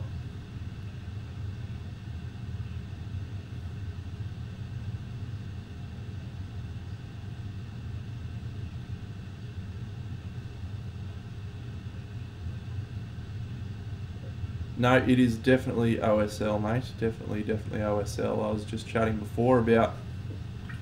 Oh, unlucky. I was chatting before about how... I like to approach OSL by doing the basics first and then adding the whites afterwards. So I'm about to do this cloak in a dark colour and then we're going to do some actual OSL using the airbrush.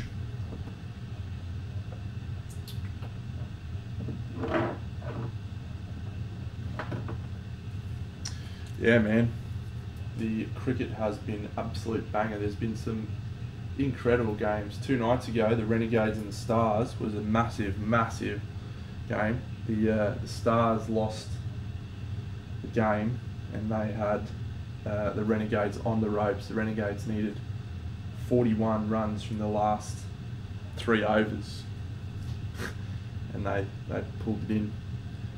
Tonight, the Thunder are playing the Sydney Sixers in the Sydney Smash, and the Thunder put on the highest ever BBL score with 232 runs. It's been wild. Absolutely wild.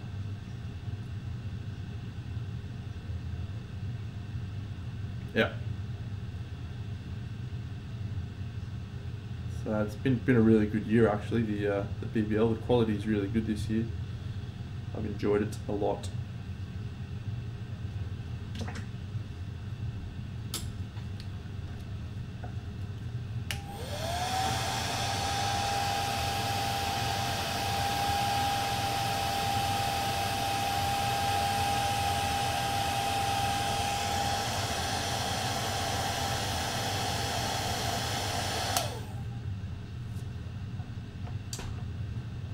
I have a favourite colour at the moment. It is this one, peanut butter.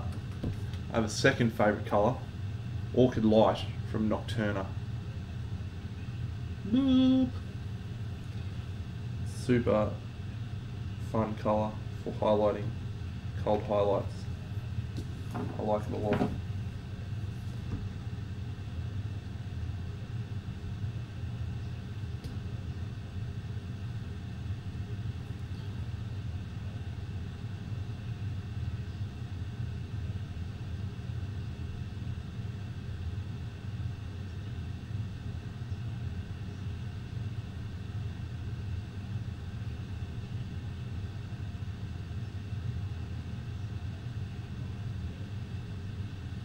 Yeah. Sweet colour.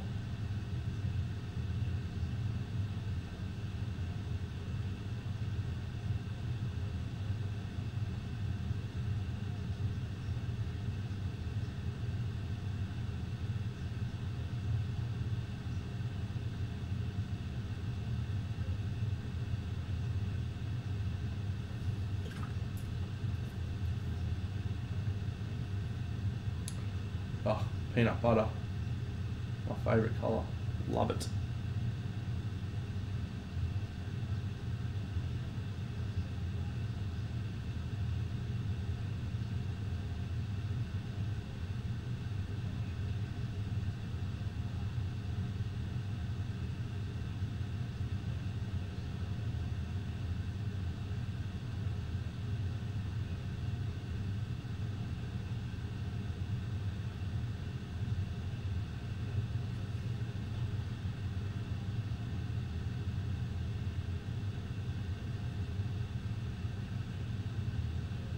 Is it? Did you use a fluoro colour? Or did you just use scorpion green? Scorpion green.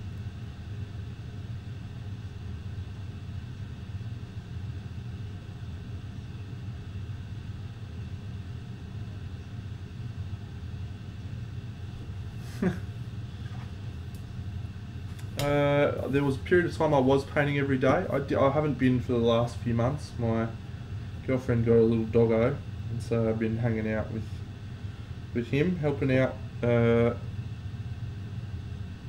him because he's a little puppy. He needs a bit of support. Yeah, it's awesome colour leaps.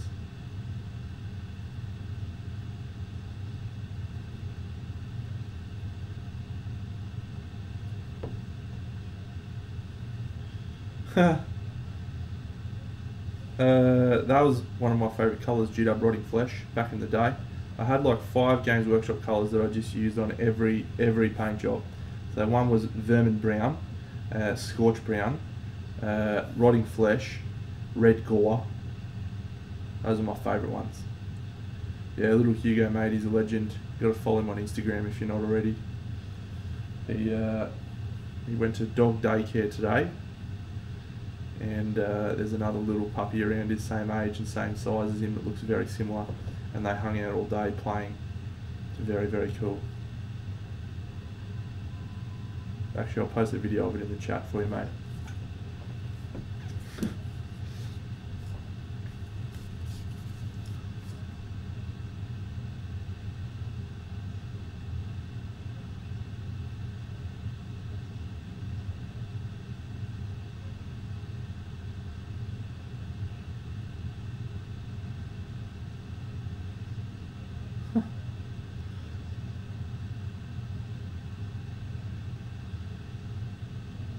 Great colour, Vermin Brown. I've tried very hard to get a colour similar in Vallejo, and I just can't find it. Just had a real nice orangey, browny tone. I was never able to find a Vallejo that was similar. Yeah, Snakebite Leather was a good one.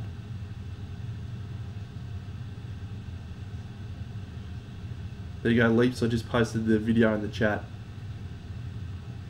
Don't know if you can see it. What a legend he is, little Hugo Boss.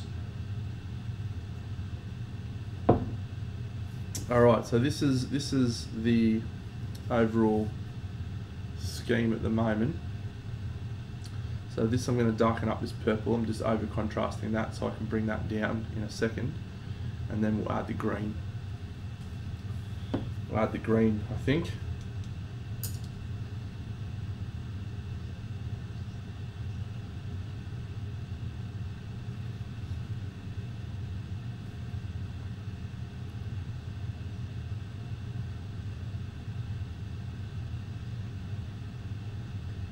Yeah.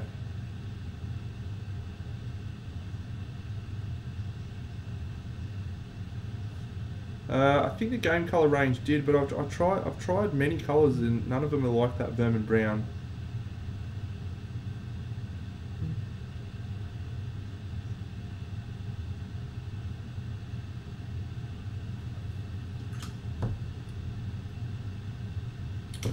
Alright, let's whip out the old airbrush. Yeah. Yeah. Time to do this shit. Cool.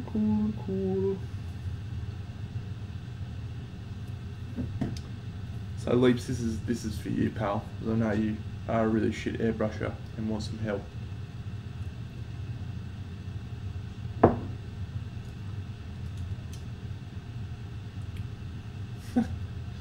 So first thing, there's a bit of a thinner mix.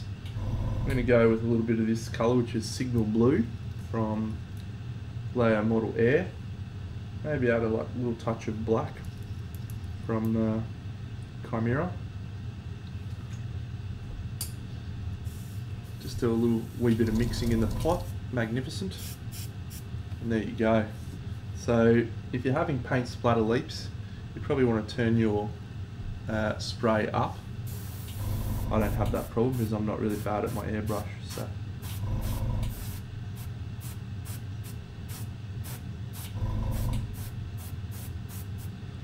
just using that as a filter. Scrag brown. No, I never tried that. That's the G-Dub colour, isn't it?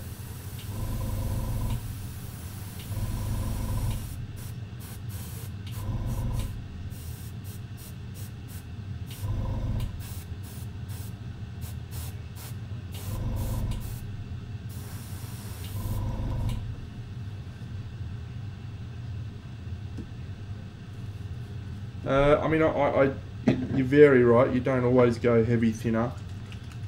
Hey, badger! Badger. It depends, Leaps.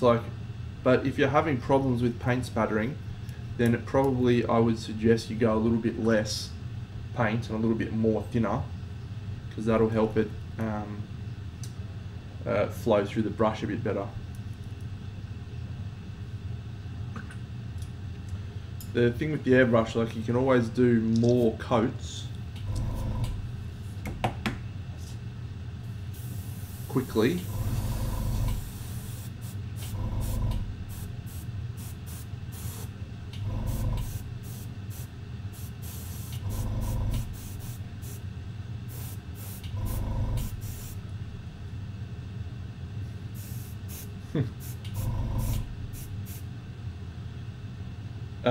Well, I actually said on my stream yesterday that I always add thinner first, and I don't know if it's a psychological thing, or if I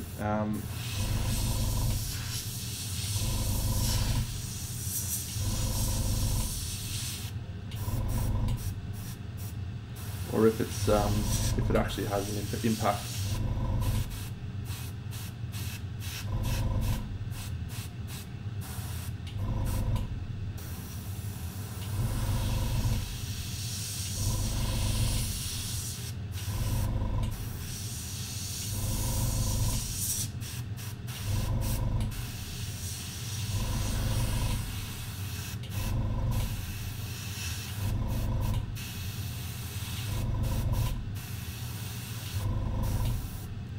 Yep. I'm trying to add some weather stains, weather marks on the fabric, like it's old distressed fabric. So just having the air on and then pushing it around with the brush.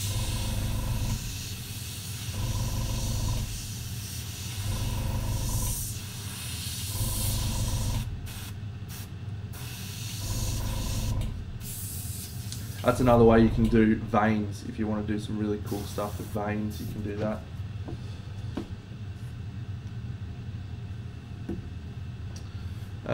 So because I work with really translucent, I don't really have to clean the brush that much.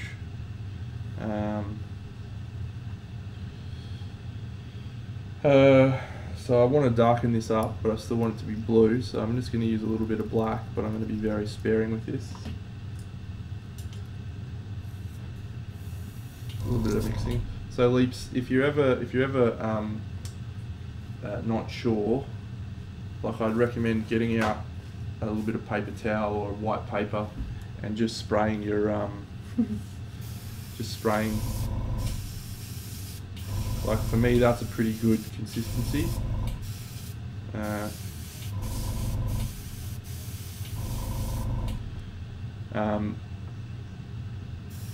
Anything more than that, and yeah, you start to run into clogging problems. That's not always the case, but I always work on thinner is better because of the exact problems you're having. Yes, Ix. That is the Leaps from Oz Machine. Legendary.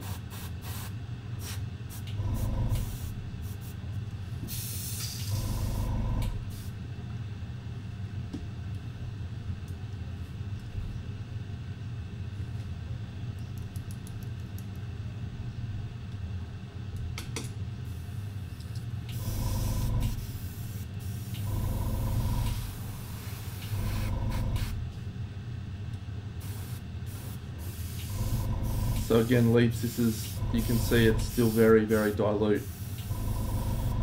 Parasite Brown. Don't think I've tried it. As a general rule, I don't really like the game colour. The 2 satin. Here's another cool one, leaps. So this one, I'll show you how to do it on the black paper. So if you pull your nozzle back without putting any air in, and then let the nozzle go, and then put air on, it'll actually spatter paint out. I don't know if you can see that on the black, but it'll do it in a spatter. So if you do that on a model, you can actually get really uneven dots that looks really good for things like texturing on a variety of surfaces.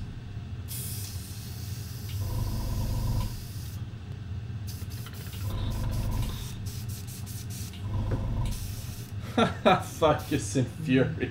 Oh my god, that show sucked. Mate, we were the original and the best. And when I say original, I mean we were the most original. Not because we were the first.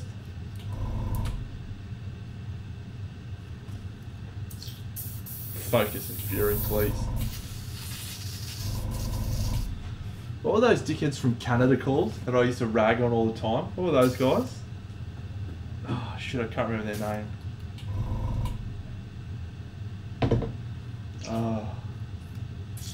Leaps. Tell me what they were. I used to bag them all the time.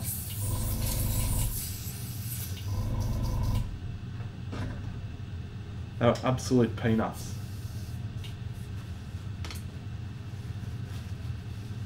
Oh. Oh. No, Gord's a good dude. No, it'll come to me. It'll come to me at some point. I do not... it was like a podcast, an awful podcast from Canada. Awful podcast. Like up there with the worst podcast ever.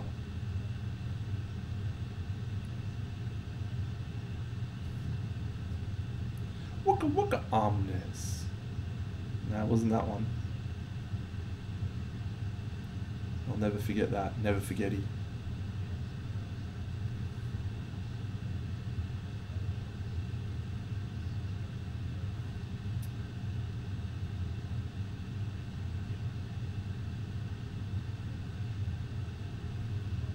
Yeah, they weren't memorable, mate. They were absolute rubbish.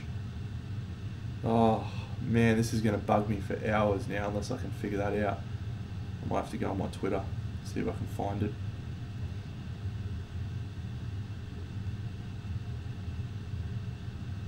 What was his name? Oh, we've got a frozen stream. Yep, that's all right. I know how to fix this now. I've been becoming a real tech wizard these days.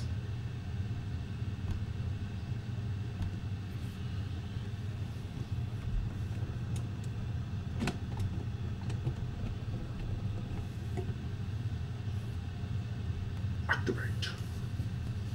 Boom! I'm so good. So good at tech. I gotta try and find that guy's name now, man. Damn.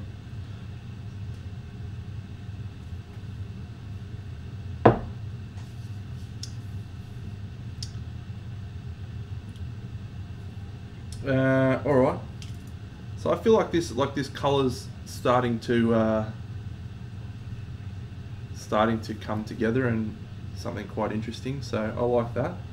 What we might do now is get into some green. I think try and do some of the green glow, and that will help everything come together a bit. So this technique I did actually do on a video on my YouTube channel, which you can go and watch on there if you're interested. It was a oh, my face cam installed. What the shit? It's probably for the best, actually, isn't it?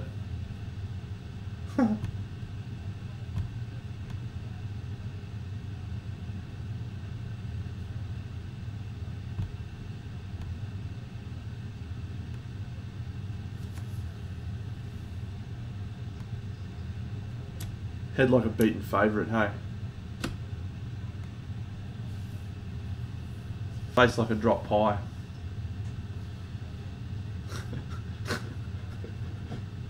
Head like a butcher's apron. Did you see this, Leaps? I don't know if I showed you this yet, mate. That's what I did on stream, on my first stream.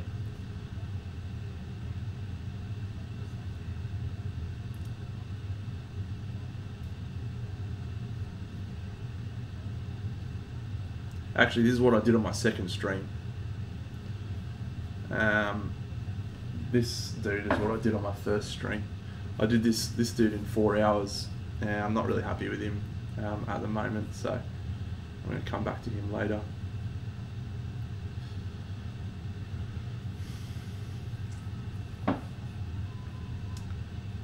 Yeah, I like it's. I find it really fascinating comparing my style to like Macca. The amount of saturation. Yeah, he's very pastel. I'm just punchy colours, punching in the balls. Mate, that is, guess what, dickhead? That's not even a cork base. That is the base that comes with the model. It's a resin base. I'm going to prove it to you. See, you can actually see the resin in there. Look at that. That's just a crappy base to be provided with a great model. Yeah, probably did actually. I haven't done much to it to make it look better, so. Alright, let's do some green glow from below. So anytime I'm doing a glow, again, the first thing I do is use the brush to sketch out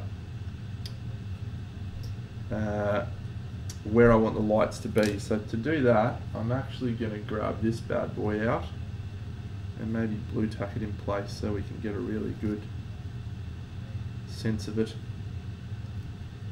Get in there, little dickhead.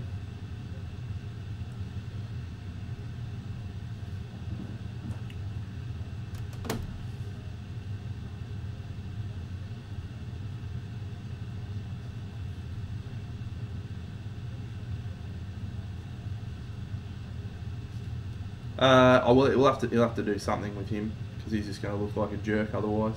I'm not even going to see him. Alright, so the main light needs to be coming here, so there's not going to be a lot over this side, it's all going to be here. So what I'm going to do is use off-white. If you're looking at my palette cam, you'll be able to see this. And we're just going to sketch in roughly where I think the lights will end up without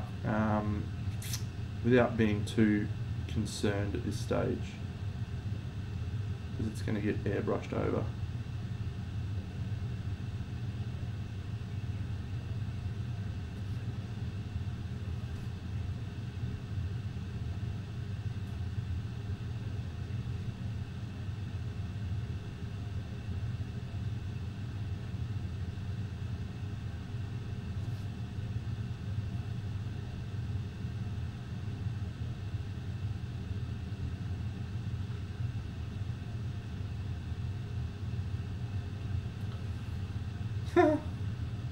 That's okay. I mean, I've only been painting for about 2 hours, so not that much work.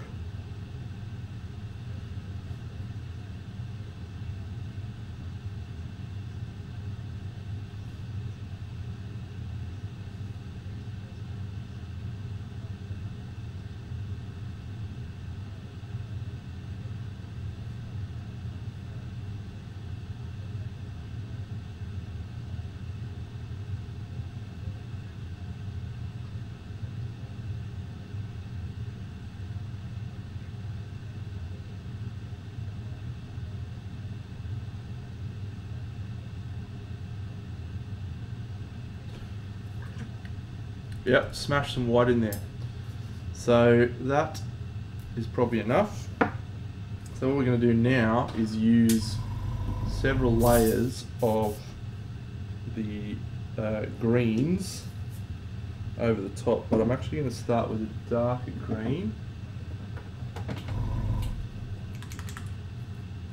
We'll get there, mate.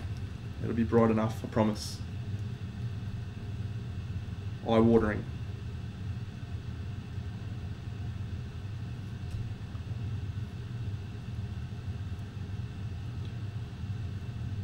Oh, struggling. Put this lid back on. Get on there, you fuck. Oh, huge. Wicket in the cricket.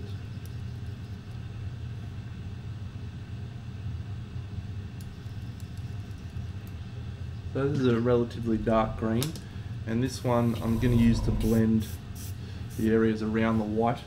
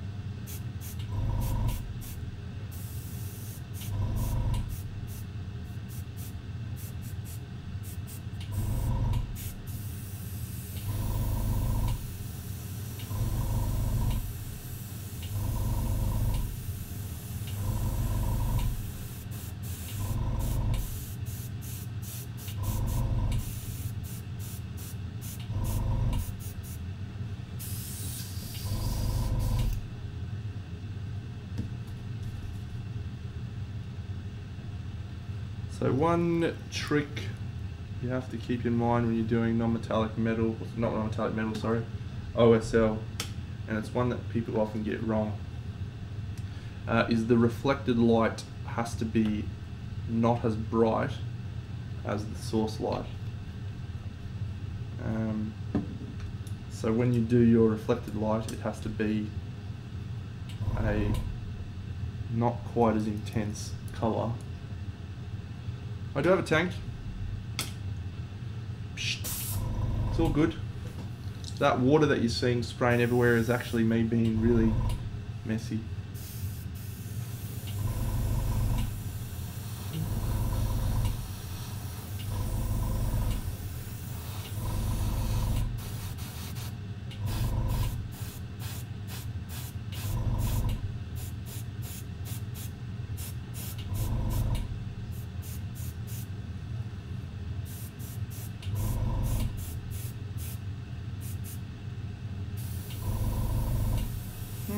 Not that hot.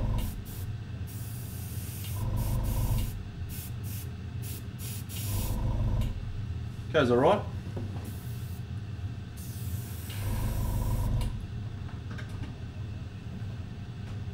Gets a workout though, mate, I'll tell you that much.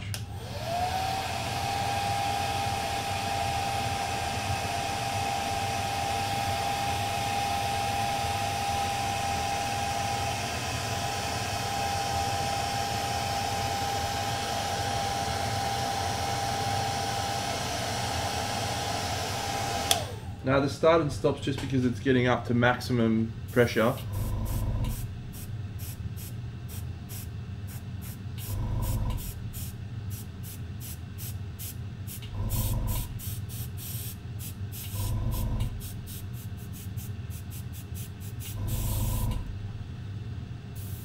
Yeah.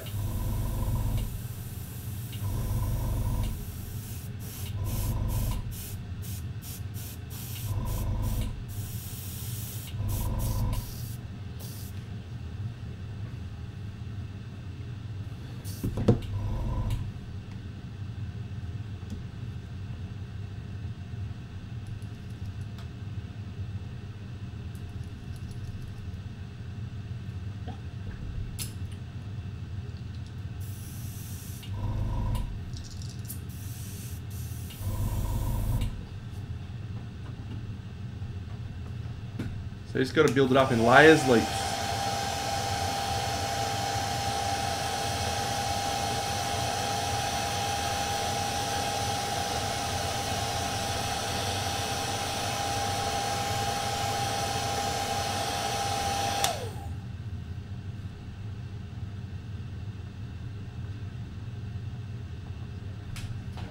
Mine's only a very small tank.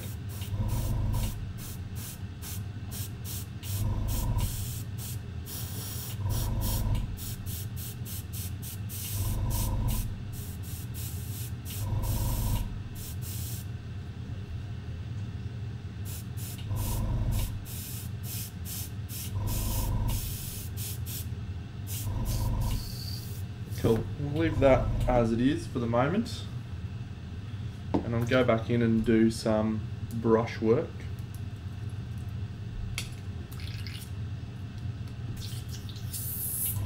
So Leaps, I showed this on my stream last night, but I'll show you again. So the first thing I do to clean the airbrush, and why you're seeing water spattering all over the place, is I put a bit of cleaner into there, and then I get a synthetic brush and just smooch it around through there just to try and grab any of the paint, and usually put it in the tip there to clear any dried stuff from the tip. Then backflow to just kick any paint back through in the cleaner, and then spray that out. And then I'll just run some water through as well, just using backflow as well, and that's back to normal. So I don't have to clean my airbrush much at all.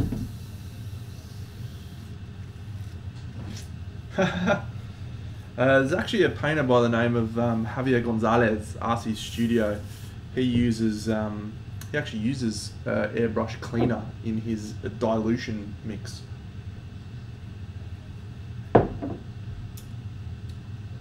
So doesn't really damage it that much.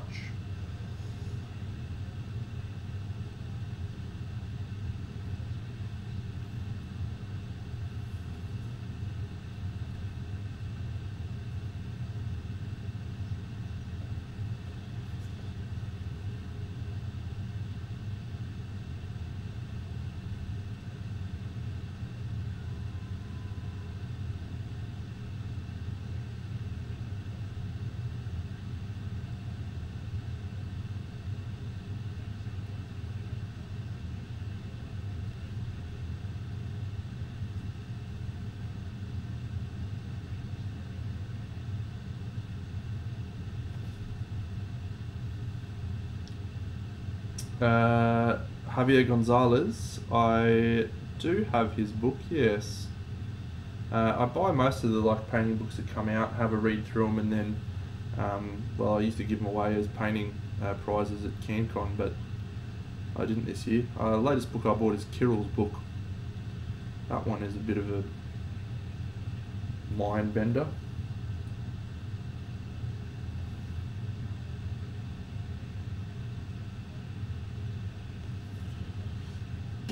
Let me grab it for you. I'll flip through it.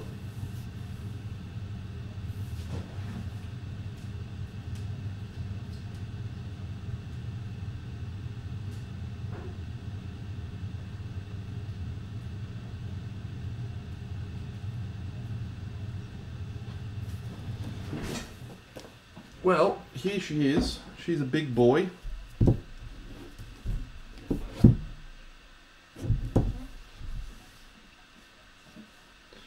So this guy is just, oops, a bit insane really. Old Kirill, what he does. So it's written by Kirill and Arnau and Sergei Popovichenko. So just pretty good dudes. It goes through a lot of really good stuff on materials and the equipment that probably a lot of people already know, but just talks about all the different types of brushes, all the different types of thinners and airbrushes and files and everything. Just pretty much every hobby tool you need to have in your arsenal. And then he talks about prep figures, just like every book like this.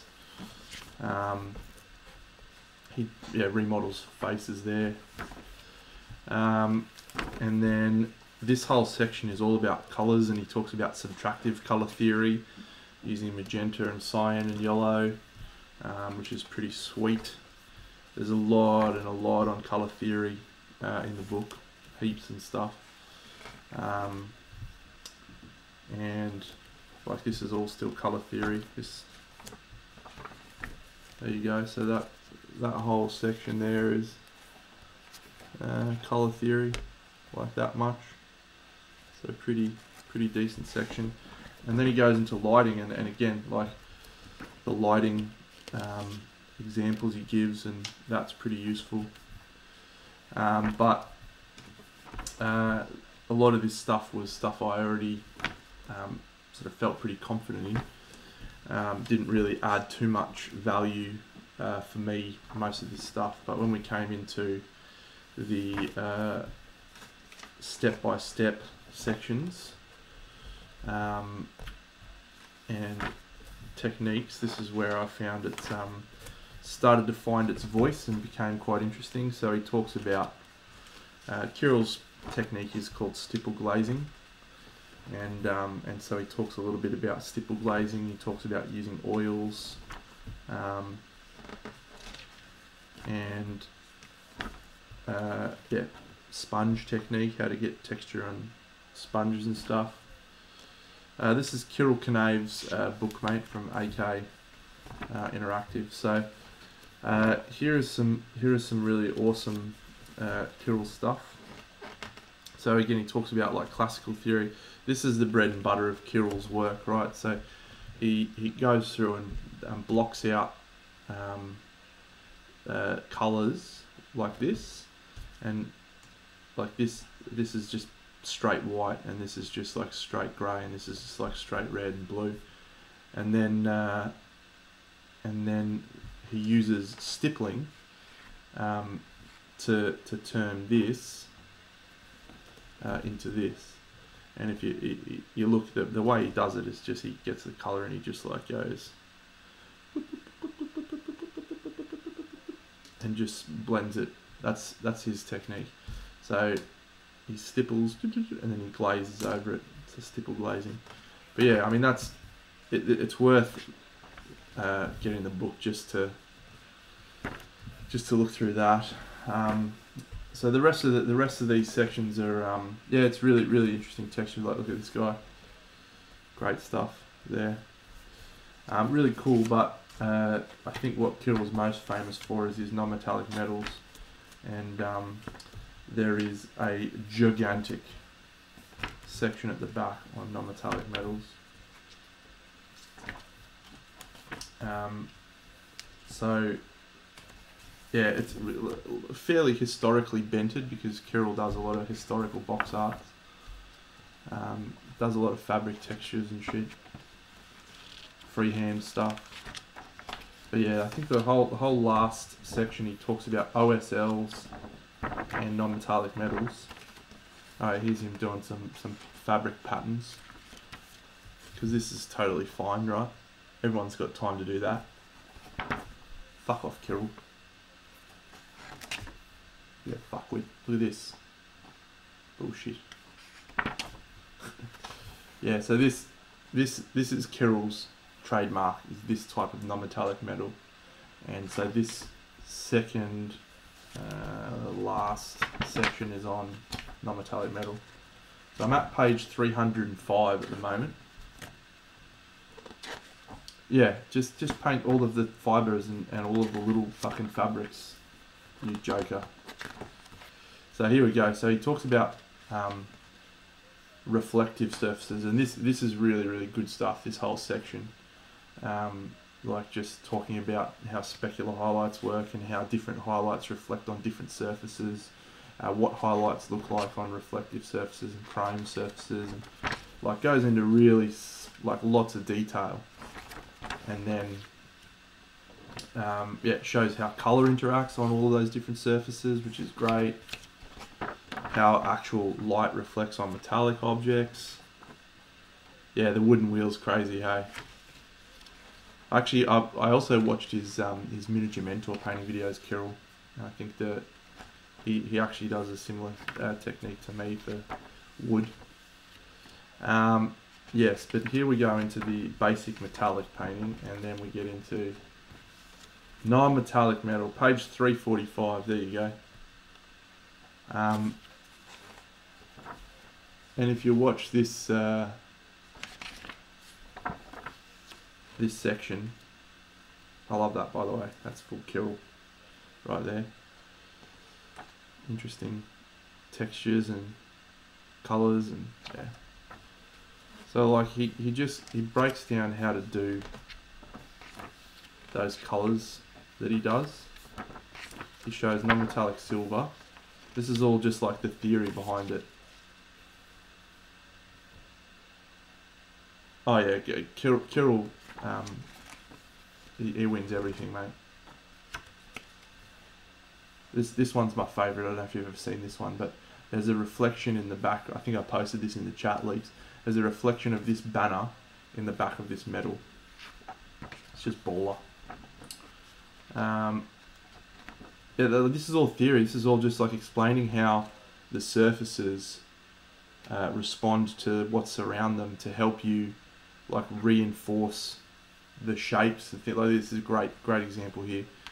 This is a sphere, so it has this reflection. This is this cylinder, so this has this type of reflection. This is a different shape which I can't pronounce, hyperboloid. Yeah. So these are the actual practical applications of doing all of this theory. So yeah, there's the reflection in the helm. Look at that. Crazy. And so after all of that, he then finally puts it into practice on this bust that's actually on the front of the box, on the front of the cover.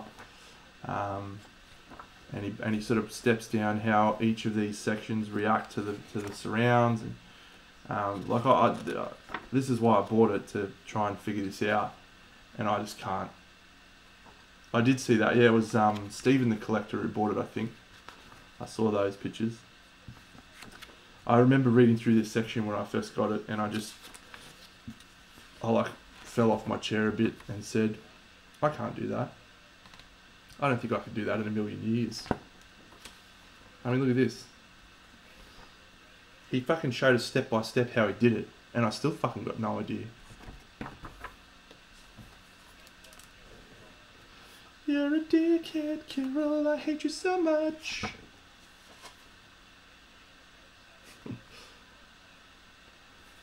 Even just this section here is just a great example of it.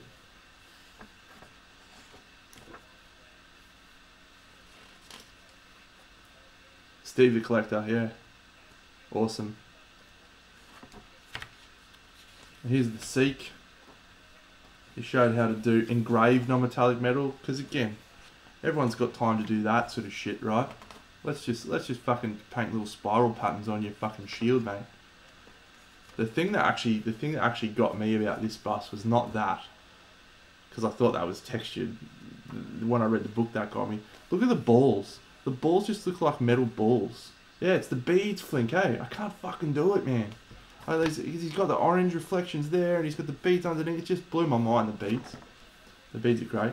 Then he did brass. He showed how to do, or bronze, sorry. And then this coppery silver colour. He did on the Tribune.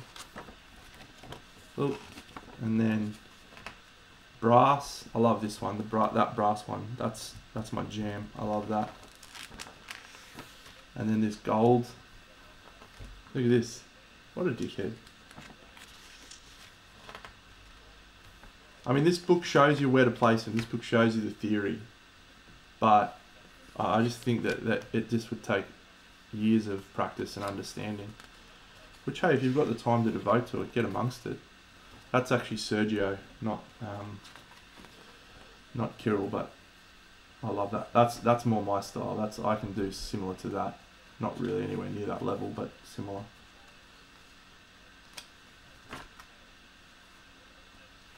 Awesome. And then yeah, he shows how to do chipping with non-metallic metal, which is totally normal. Wood grain. Yep, here's some wood grain. Seems fine. And yeah. Oh yeah, and then gems and clear stuff and vials and bottles. Get some bottles up here. That's actually Arnau's work, I think. Oh yeah, and then he finishes off with just some cheeky OSL. So here is 485 pages of material from Kirill Knave. There you go. That may determine whether or not you wish to purchase it.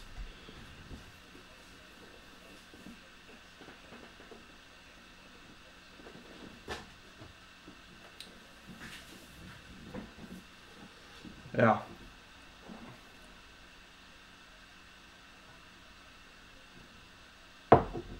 So I said this on my last stream.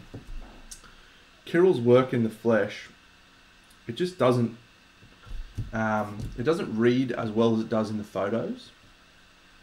And I've been pondering why, because in the photos it just looks obscene, but it's because that technique is designed to replicate a three-dimensional object in a two-dimensional format.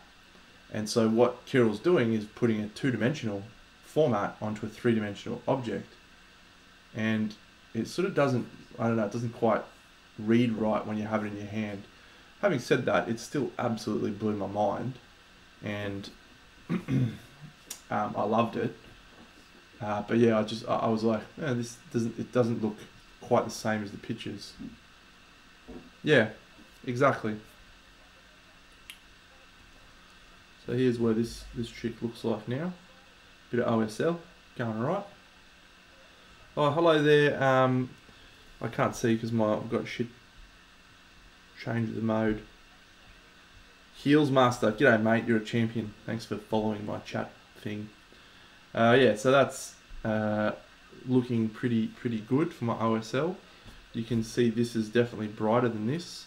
And what I'm going to do now is just re-add the contrast back in here by putting in the shadows. The shadows are an important part to have. And this is a good example right here. So the airbrush has actually caught a lot of this bit here with spray. And because the light's coming from here, it's not actually going to hit this section. So I'm actually just going to use a little bit of this yellow color and just re-add this line a little bit more firmly. And that'll help it read better. See you, Benny. See you, Dr. Flink. Mate, I will probably be wrapping up very shortly, my friend. Probably another 10 or 20 minutes. I'm trying to keep my streams to 3 hours or so.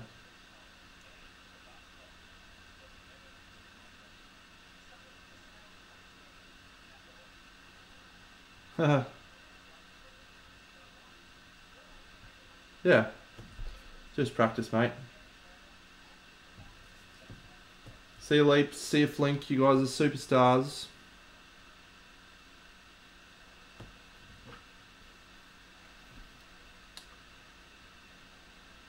I actually had a dude in Australia who ordered them in, which is where I got mine.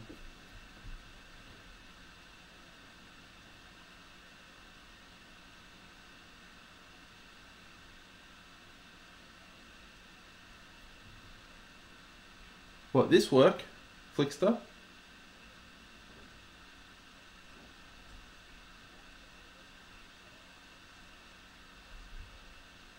No, come on, mate.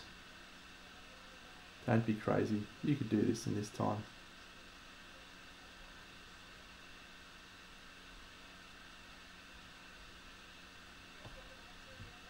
Easily, pal. Easily.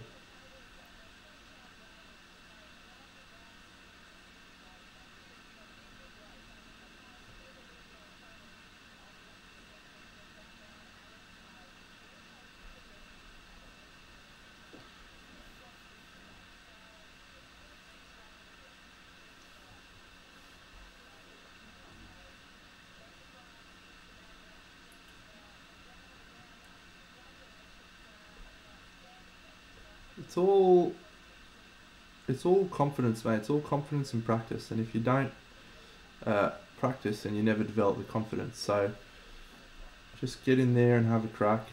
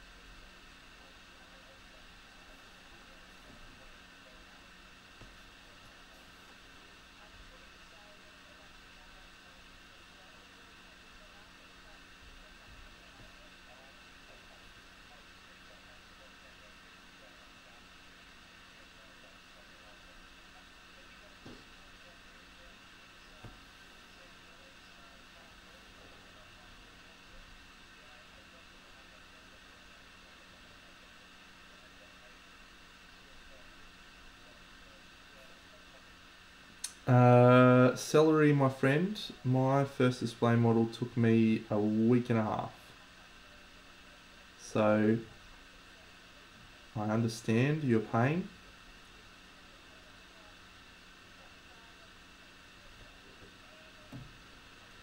Just keep practicing. That's all it is, mate. It's all confidence, it's all practice. I mean, you guys have literally watched me do this here on stream.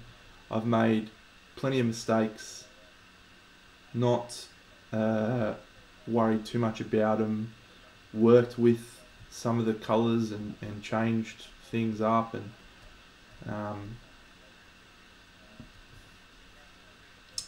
yeah, so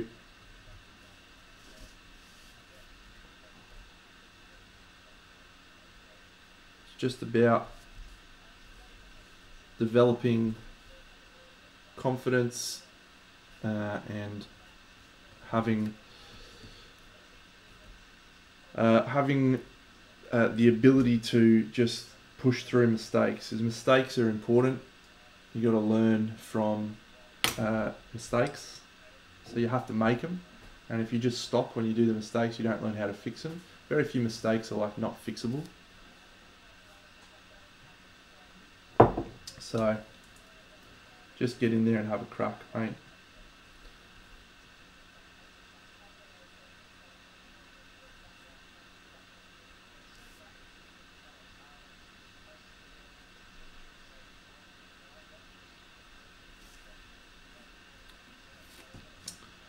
Me, LB Games? Question for me, or?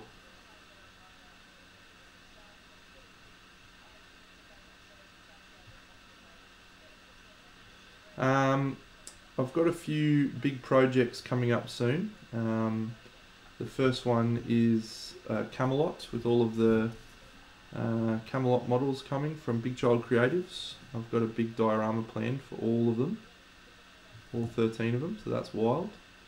Then I've also got a little diorama planned based on the Drizzt books from R.A. Salvatore. Gonna have a little diorama that has all the main characters from that book series in it. Yeah, the next few, I guess, little models I paint. Once I finish this one, yeah, I'm pretty keen to start this actually. No tracking number, mate. I don't think they've sent them yet. Yeah, I'm pretty keen for this. The Wind Rider. So I might do this next. It just depends. Like I want to do my King Arthur project. It's just going to be massive. Like I've got it up here.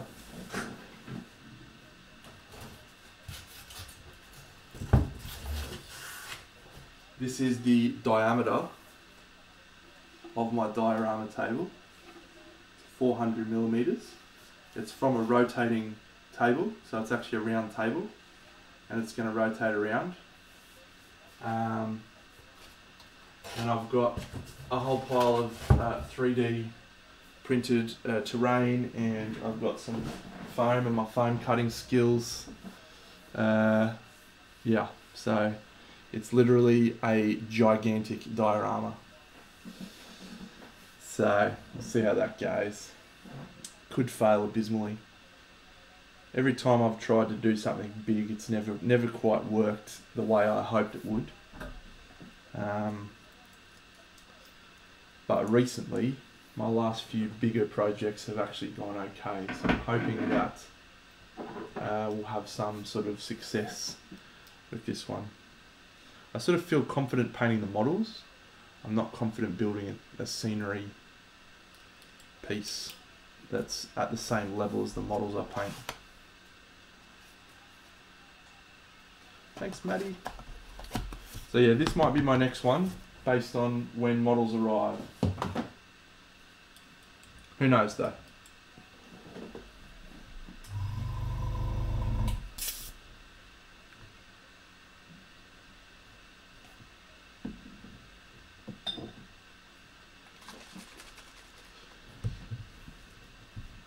The Oz one was okay.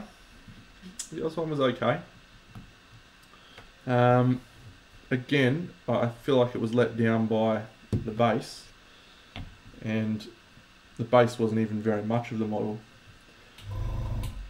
The King Arthur one's going to be a huge chunk of the model is going to be base. So don't know if I'm going to be able to pull it off.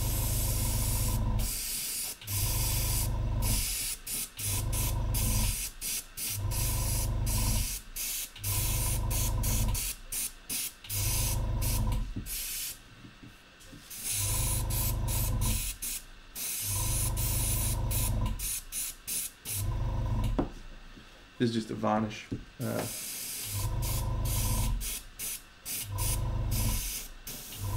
People haven't watched my process before. It's a matte varnish.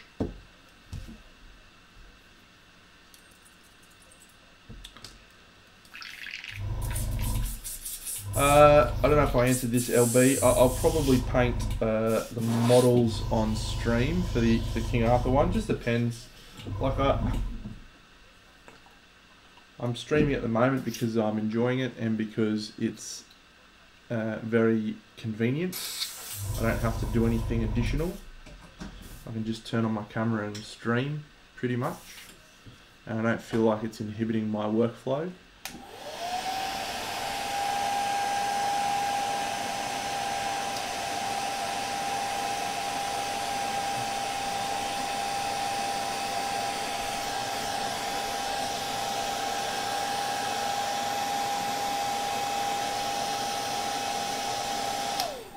But if I ever reach a point where the streaming feels like it's blocking me from doing what I want to do and paint, then I won't stream anymore, probably.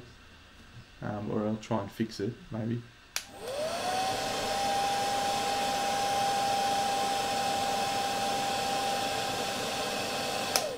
But yeah, I just paint for the fun of painting, so...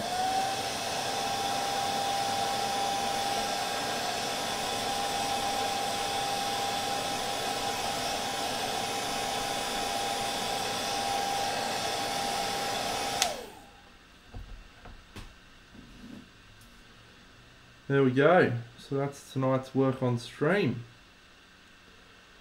So I'll do all of the little ancillary bits and pieces next time and refine the skin some more. Do the non-metallic metal on this a bit more. I'll probably glue that together soon. Don't think it needs to be separate. But yeah, I think she's going okay so far. Yeah, probably be again on the weekend. I've got some time this weekend, so we'll see how we go. Alright friends, good to chat. Thanks for joining me on stream. You're all amazing. See you again soon. Alessandro, Celery, Jan, LB Games, Flickster, you're amazing. I don't know, how do I do it? How do I go on, thanks guys, thanks X. How do I get everyone to go and look at someone else's stream? Thanks Billy Goat. I don't know how to raid. How do I raid? I want to go raid someone. I don't know. I'll figure it out. I'll go Google it. Alright, thanks friends. See you again soon. Yeah, pick up a pitchfork. Good call. Yeah, Flickstar. Without you, mate, I'd be lost on this tech stuff, I tell you what. On your friends. See you all again soon.